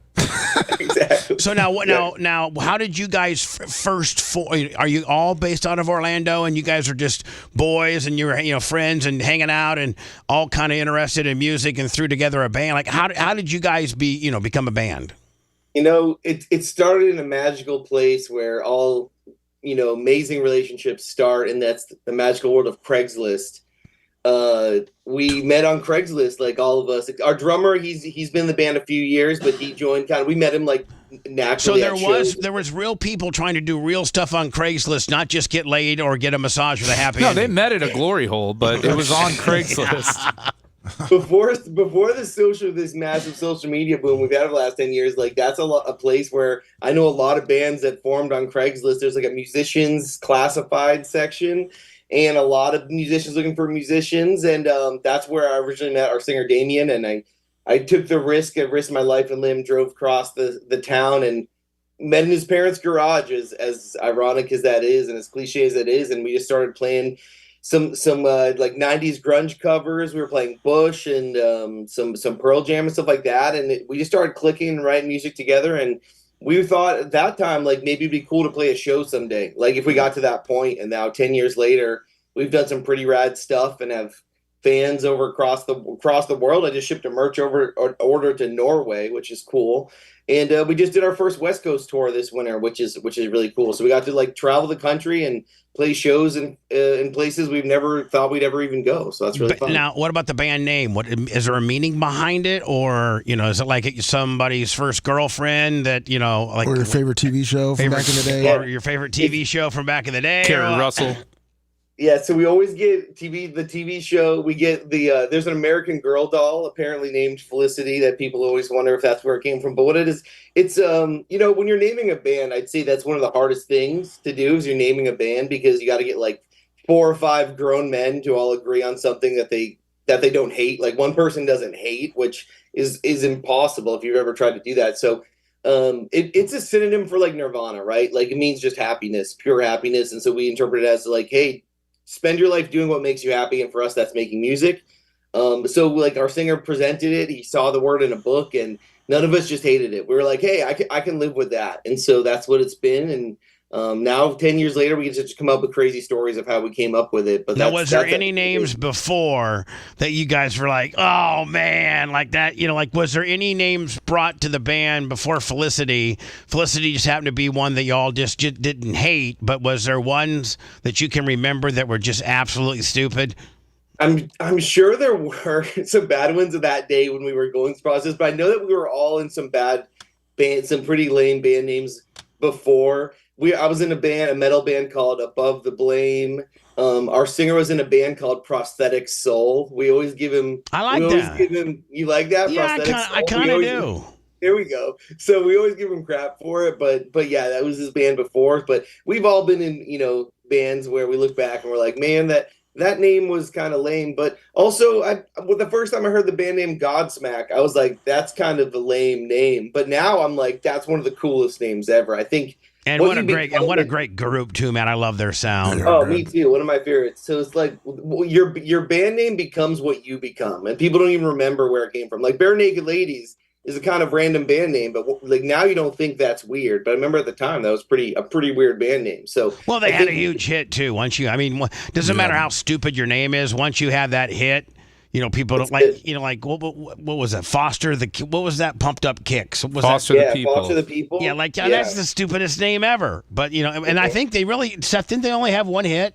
They had a lot of good songs, in the alternative world. Drake from Canada, $50. So Emo Trash, I think, has been your most successful song, right? That's been one of them. Yeah, it's been one of our most successful. Our most successful song is like we're independent, we're DIY. We manage ourselves.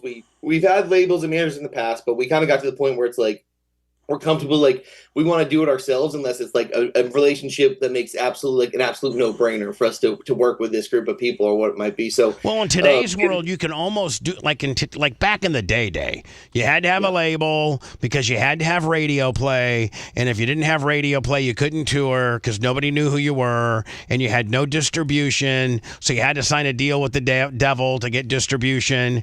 And now, man, distribution is on your own. I mean, you guys can put it on TikTok, you guys can put it on Instagram, you can put it on Spotify, you can put it on YouTube, whatever, so now distribution's just on your own, and then lining up gigs and merchandise and all of that can all be done in-house, whereas back in the day it kind of couldn't. So man, I knew bands, really good bands, that back in the day signed like these 365 deals where literally they were paid $500 a week to tour, as they were just employees of this particular label, and they would be selling 300, 400, 500 T-shirts a night, and they get none of it. And then they get a bill at the end of the month as for the tour bus and how much fuel they used, and it'd be like, man, we cut the worst deal in the world just to be on a label, so to speak. So I think that people have so many ways to find you that if you got something good, people will find you, and you can do it. You can now, as you guys are proving, you can do it on your own. You really can. Y'all have Lisa Loeb to thank for that. She was the first independent artist to hit #1, man. Was she really? Yep, with Stay. You say only hear what I want to. But 100%, like this day and age, it's easier than ever for any type of artist, like musician or whatever it is, to get your art out there, or whatever it is, to get your business out there, whatever it might be. And so, I own a business as well, and so I work in digital marketing, so I have an advantage with that sense of like how we market the band. And we've just been at it long enough. We have relationships with booking agents, we have relationships with venues and other bands, and so we're able to do it ourselves, which is a lot of work on all of our end, and it would be cool. But like that destination of like a label would be cool someday, but it's not the main thing on our mind. We're about the journey. Like we're enjoying the journey. There's no destination. As long as we're continuing to improve as a band, if we feel like we're growing as songwriters, we're growing as performers, and we're still having fun, we're gonna run it till the wheels fall off. Well, I think you hit it right in the head. As long as it's still fun. as long as it's still, man, hey, listen, we're going out and playing 2 gigs this weekend, wherever, and it's not costing us any money, and we're actually making some money, and we're being able to play music in front of a crowd, why not? I mean, like you're still having fun. Now, once you start the bickering and you guys start the, oh my God, this sucks, we got to play Jacksonville tonight, then we got to play, blah, blah, I hate it. Then, that's when you might want to start thinking about, not doing it anymore. But if you're still having fun, then let it rip, right? Absolutely, yeah, and that's it. And we're really truly the three main guys, our bass player, and our singer, and myself. We've been doing this together for 10 years. Like we've been in this together. So don't get me wrong. I'm sure you guys and your team over there, you don't get along 100% of the time, right? Especially if you're living in a van together.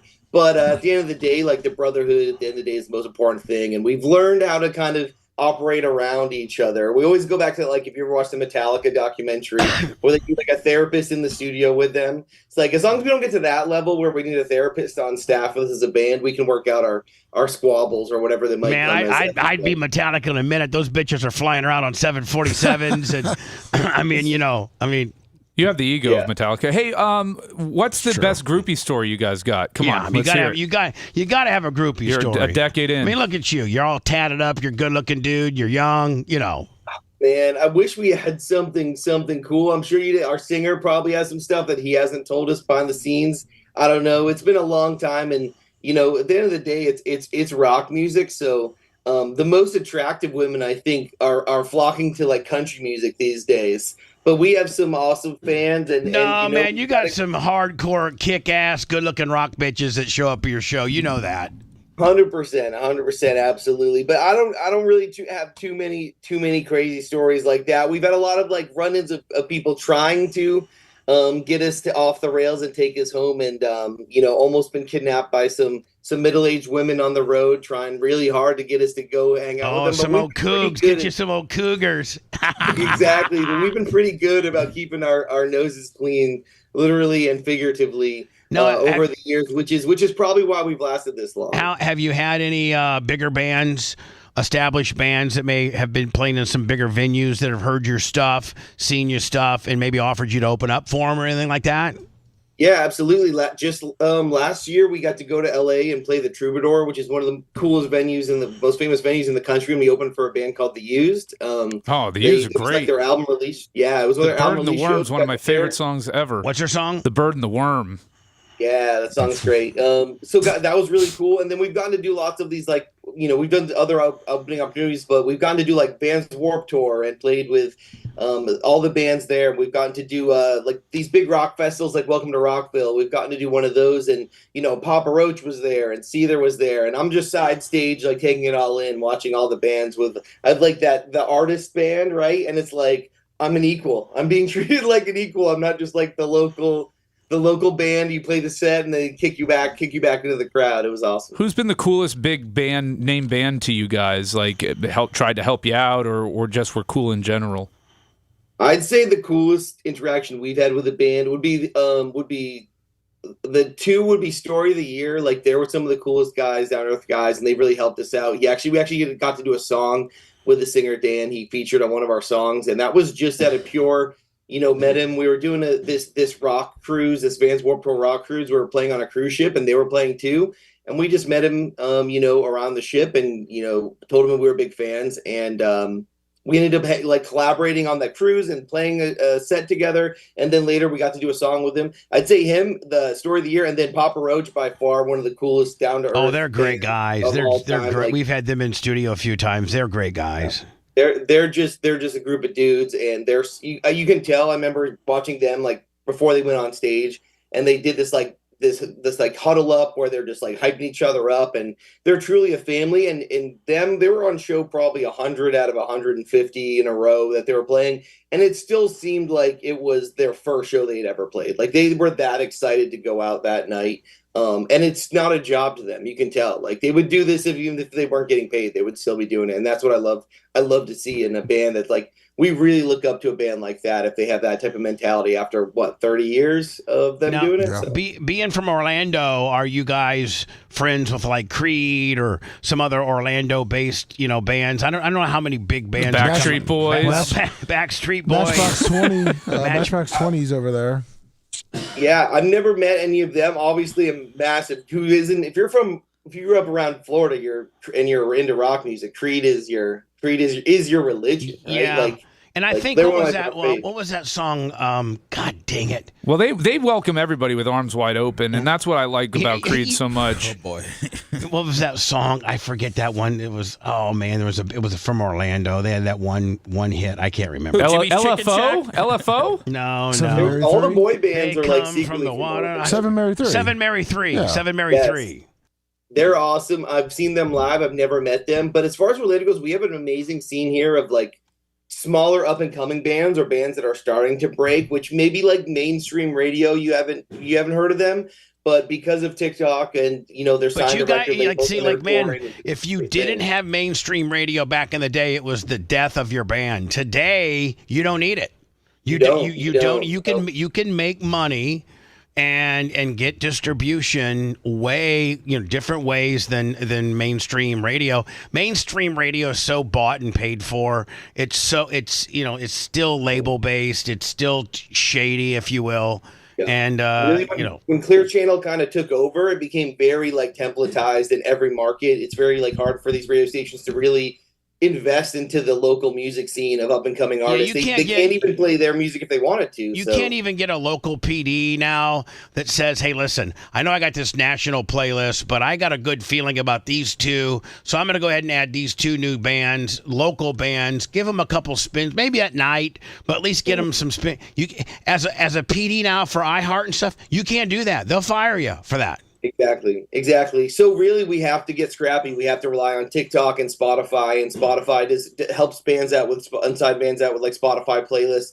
If you have something good, the cream kind of rises to the top, and the editors over there who pick the playlist, like you can get on some of those like up and coming rock playlists, we've been on some of those, which has helped a ton. And then we just really have focused on marketing ourselves on TikTok and Instagram and using the tools that are at our disposal. And that's really been like the biggest thing for us. And I would say to any artist would be, if you're not utilizing something like TikTok, it's the most powerful probably tool an artist has ever had in the history of music that they can leverage at this point. I know it can be sometimes kind of cringe and tough to put yourself out there, but I would say like it took us a long time, right? Been in 10 years. We didn't start TikTok until 2021, but it's been the most game-changing thing for us at the same time in a very short period of time. Now let's talk about the song we're going to play, Charlie Sheen.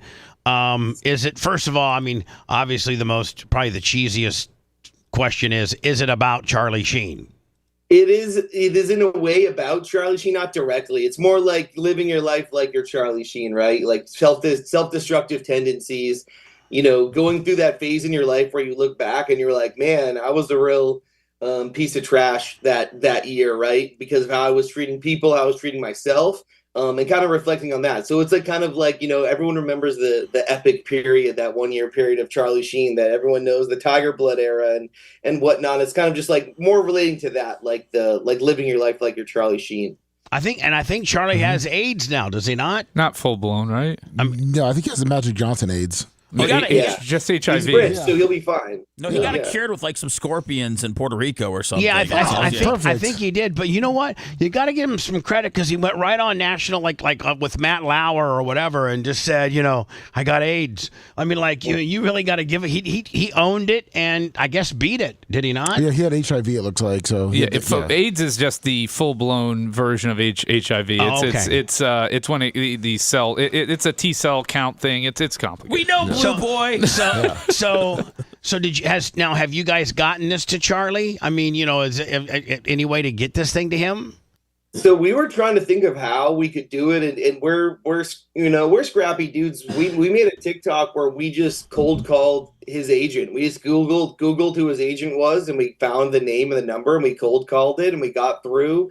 And we just straight up were like, hey, like we're an unsigned band in Orlando, Florida. we wrote a song about Charlie Sheen and we'd love to get a quote from him or have him hear it. And believe it or not, like the agent was like very open to it. She was like an absolute sweetheart. And she was like, he's really cool. He loves rock music. Like, I'm sure he would do that. So she got it to him, and he did give us a quote about it. He said he loved the song. I have like a direct quote from Charlie Sheen. So I know that he's heard it. We're still we're still dreaming still to do a music video with him, right? But that would be he's great. not really in the main media right now. I think he's kind of like has a comeback maybe brewing, but he's not like doing a ton of press. That's or doing cool. He gave you a quote, man. That's great. He gave you a quote for real. That's cool. And that TikTok we made where we cold called his agent like went insanely viral, like millions of views, because people were just fascinated that this band just like called someone as powerful as Charlie Sheen's agent, got through and able to make that happen. So that really helped promote the song and made it a success. And it's one of our most successful songs. It's definitely the most successful song we've released in the last year. So without further ado, we're going to keep you on and we're going to play this. And we haven't done this for years. We used to start and stop it sometimes and give our editorials, you know, halfway in between, but I think but I think just being 2 minutes and 38 seconds, I think we just listen to it, maybe take some notes, because a lot of times if you starting and stopping in an artist's piece of work, they really kind of not like that. They're like, you're chopping up my stuff here. That's not how we recorded it. You need to play it in long form, you know. So I think it would probably be better for me to play it all, and then we give you our honest opinion. And you have to know now, Drew, you know, we're gonna if it sucks, we're gonna say, Drew, I'm not feeling it, brother. You know, like, you know, I've been doing radio I've been doing radio 40 years. I've had, you know, a lot of experience with new bands, and sometimes, listen, most of them do suck. And, you know, I'm hoping that's not your case, but you look like you got pretty thick skin, and you guys got certainly a great resume. So I think all indicators are that this potentially won't suck. So without further ado, I got Drew on Zoom. He's the lead guitarist of was it Felicity? Felicity. The band's called Felicity. They're based out of Orlando. This single now, the single that we're going to play now is called Charlie Sheen. They've actually got a quote from Charlie. Charlie's heard this song before. Let me go ahead and, you know, let's go ahead and play it. You ready? He can't see us while we're listening, can he? Because that always freaks me out when the artist can watch you listen to their music. I feel pressure to nod and do all this stuff. So, I mean, I listen. All right, we'll go. It's cool. Here we go, Charlie. This from Felicity, been together 10 years, 4 dudes out of Orlando, killing it on TikTok. Killing it on Spotify. This is their newest single, Charlie Sheen. I'm freaking out.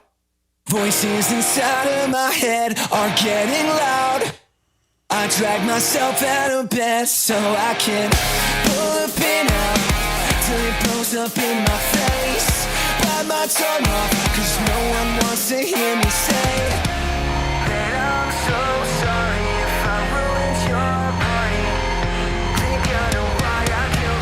I take myself deep like Charlie Sheen, but the world doesn't care. It'll spin when I'm dead, and I need some therapy. Not impressed or just broke. Should I stay? Should I go? Cause every time I try to pick myself back up, I fall into a ditch. Always say the wrong thing at the wrong time. I wish my mouth was on a switch. Like being stupid.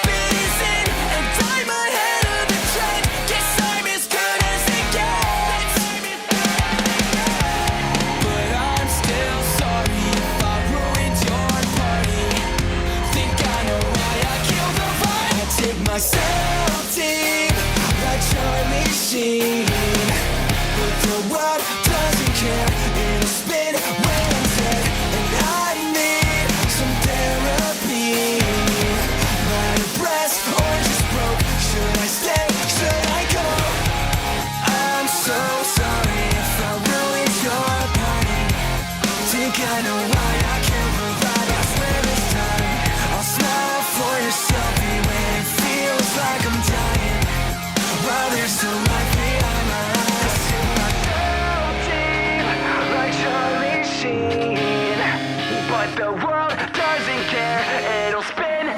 I'm dead and I need some therapy. My depressed or just broke. I'm such a joke. I take myself deep like Charlie Sheen, but the world doesn't care and it'll spin when I'm dead and I need some therapy. My depressed or just broke. Should I stay? Should I go?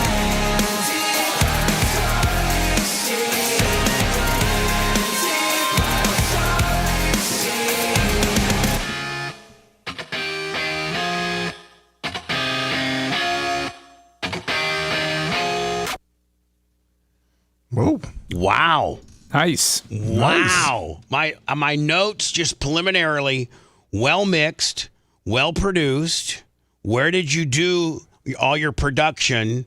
It sounds big time, and I think you got a chance. Those were my notes that I wrote The down. only thing I think is the vocals needed to be a little bit louder. Just a little bit louder. Yeah, the vocals are a little buried. Yeah. being kind of on the radio side of it, you know, you guys have listened to it probably through the studio monitors, but it's not the same as going through like the radio barracks and the compression.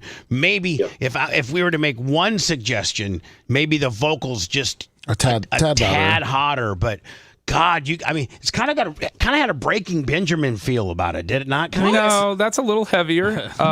Maybe Newfound Glory. I think somebody said. I could feel that in there for that song. I liked it a lot. That's the heyday of the, not quite emo, not screamo, but that post emo rock. I like it. And your vocalist is great. Yeah, he's good. He's really good. Where did you guys do? Where did you make now? Are you, with today's world that you live in? Not only do you not need a label, but you most of the time don't even really need a recording studio. You can come up with your own today's technology with Pro Tools and various things. Did you guys do this all on your own, or did you actually go to a Morris Sound or something like that? So for this song, we went to LA and we worked with a producer named John London. He's in a band called Point North. They're an awesome modern rock band, but he's a really badass producer. And we worked with him for that song, and then a lot of our other music. We stay here in Orlando. There's a producer named Andrew Wade. He's most known for bands like A Day to Remember, who's a really big band from Florida. But we do a lot of our music with him as well. So we always we know that at the end of the day, our recorded music product is our most important thing as an artist, in my opinion, you can have, right? Because we can go play a show for 500 people, but we can put out a TikTok with a great recorded song and reach 5 million people every single day, potentially. So we always work with the best producers that are willing to work with us and the best studios that are willing to work with us. And we find a way to pay for it. Whatever it takes to make it happen. It so is not a local band sounding product. You know what I'm saying? I mean, I've played hundreds, if not thousands, of these things in my career. And I mean, it is very well produced, very well mixed. Maybe the vocal, the lead just up a tad if if you wanted to. But I mean, Brian, to me, it sounded like a major label production. Did it not? It was great. I mean, I had to nitpick on something just to have a comment on it. I mean, no use of the term Tiger Blood in the song. Little disappointing there. But otherwise, yeah, I've got nothing. I've got nothing to add. I'm certainly don't know anything about music from a musical standpoint, so I can't comment on that, arrangements and things like that and chord progressions or anything, but I liked it. It was a good song. If we were to go through the room, I thumbs up from me, 2 thumbs up from me. Seth, how about you? Thumbs up. Lummy? Thumbs up. Macho Man, were you listening at all? Sounded great. Hey, so listen, Drew, we love it. I'd like for you to keep us whitelisted on YouTube because I'd like to bump in and out with it during the show. Absolutely. I'll make sure whatever we need to do to make it happen, that we make it happen. What do you guys got going on MLK weekend? Because we could use a band for the Bubba. Oh, we have every year at our studios, we have this big party for about 250 selected fans. That we hand select, and they make certain thresholds. And we've never really thought, but maybe having a band that we know and have already and know wouldn't. Maybe not on the night, but we do a special day where all the unsigned band that we approve that want to come down. Yeah, we have a concert. Yeah, concert for the fans. Yeah, and you, Drew, know that we're just firing this back. How long of a hiatus did we have on the unsigned band? About 8 years. So we haven't done this in about 7 to 8 years. Know that our first one back, you killed it, and so tell your boys we love it. I'd like for you to whitelist me so that I could maybe give me the weather or emo trash. Let me so I can bump in with it on my network and tell people who it is, where they can find it, and we'd love to do some more stuff with you. They'll be in Tampa June 23rd. Oh, they are? Yeah, Crowbar. Oh, okay. Well, let's make sure we do. What day is that on, Lummy? Monday. Monday. Okay. Okay. Let's make sure we do. Yeah, I got their. They just announced the tour dates, so I got a couple. And we have spots. some more tour dates coming along that tour, but yeah, we're going to be Orlando and Tampa in June. We're going all the way through Texas, up through to Nashville, Charlotte, North Carolina. We're doing kind of a whole Southeast USA over to Texas and back. June, and, June we'll what? more tour dates 23rd. June 23rd. Yes, in Tampa. Yeah. Well, now will you guys come directly from Orlando to Tampa, or will you guys be on the road, and be coming in from somewhere else?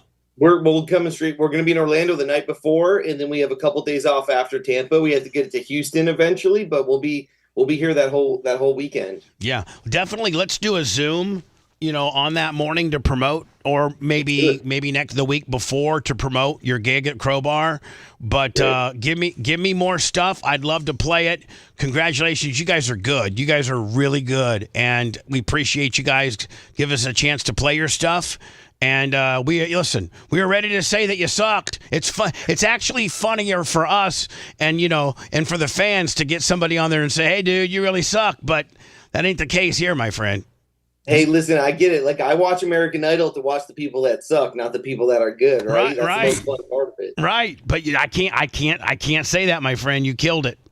I love it. I appreciate you guys so much, and so happy that you dig the music. I'll definitely get over that music to you guys and make sure whatever it takes to get you guys whitelisted. And anything you guys want to do together as far as have us come play live, we're right up the road. We'll make it happen anytime. It's super easy for us. And we're a live band. Like, obviously, we take a lot of pride in our recorded product, but our bread and butter is performing live. Well, none of us started a band to be in the studio. We started a band to be on stage, getting sweaty and jumping around. Hell yeah. Showing that guitar arm of yours all tatted up. Exactly. What's all this? You can't hear, you can't see this if you're just listening to it on Spotify, Listen, my friend, we'll be in touch, and let me make sure you stay in touch with Drew. Yeah, we'll do. Not only with getting us permissions to play their stuff, but also to promote their tour dates and any other new stuff that they'd happen to get out. Let's get it on the air, okay? Yeah, send it our way. Drew, appreciate you, my friend. Appreciate you guys. Thanks for having me on. We'll talk soon. Congratulations, buddy. Thank you. Thanks, guys. You're listening to the Bubba the Love Sponge Show. If you want 24/7 on-demand Bubba and the crew, go to BubbaArmyHQ.com. The Bubba the Love Sponge Show will be back after this.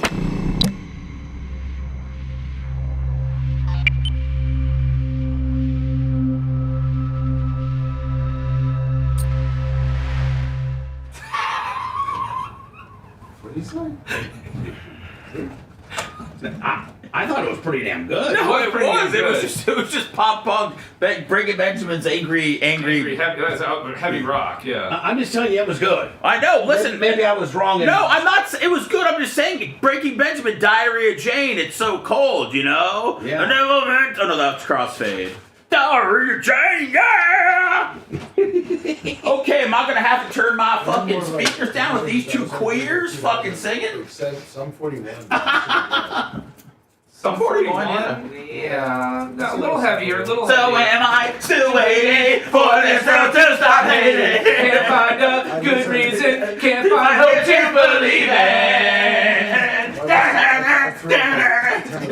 These guys are fucking insane. Insane in the membrane. Insane in the brain. Insane in the membrane. He's insane. Brian, wouldn't got that be cool? no Brian, wouldn't that be cool? It says for Bart. So we get, over the years, we say we have with scheduling and people closeness and stuff like that, we have 3 bands that could play Barb. How cool would that be? Yeah, it'd be really cool.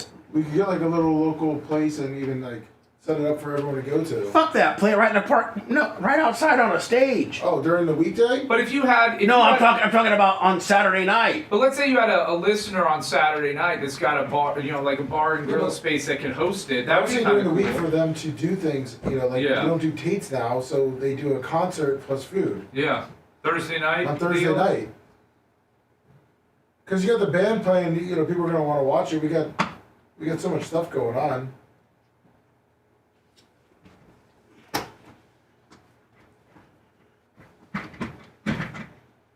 That was great, though, Bubba. Good interview, good music. Lummy, good find. Oh, thank you. Lummy, great find. Good job, Lummy. Yeah, we tried some weather. How the next one suck, though? Well, now we got people sending... Hi, Brian. I know. What's up, Fweet? I'm good, buddy. Glad to hear it, man. Man, Tom Bean really likes you. I like Tom, man. We dance well together. We can call it Clemcella. It really actually, now that I thought about it, it really sounded like the Black Eyed Peas. I can see that. Come running, and running, and running, and running, and running, and running, running. My humps! My lovely lady love. Check it out. I got the girly crazy. Dolce and Gabbana, Britney and Madonna. Oh, man.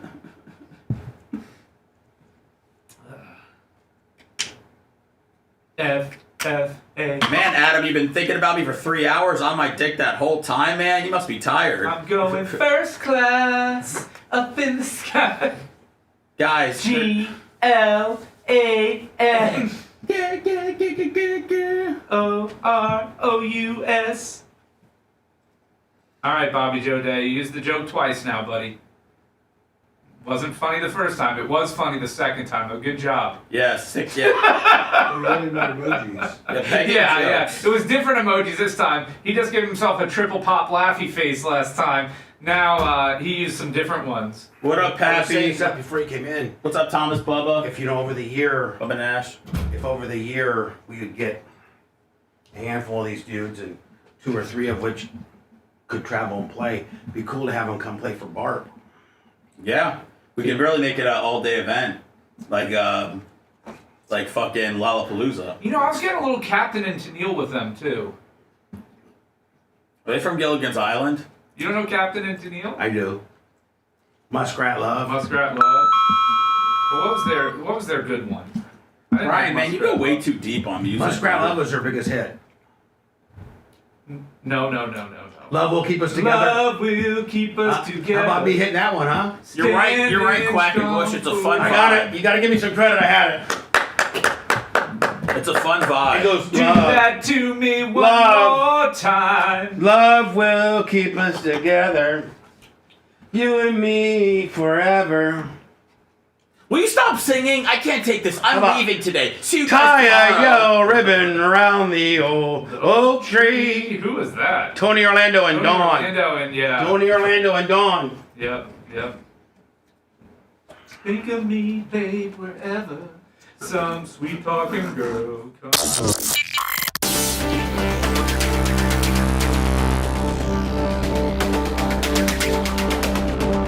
Jets. Benny and the Jets. Benny. He's Brian the Babyface Matroni. For those of you Brian Marks, pony up the cash. You love him. We have to put up with him. PayPal, Venmo, Cash App, all at the Bubba Army. The BTLS show now returns. Man, do you know, Lummy, today? Yes, sir. We put together a pretty good show. Got together. We got our click handled. I think the unsigned band review was a huge success. What is it called? Felicity. Felicity. Drew from Felicity. From Orlando.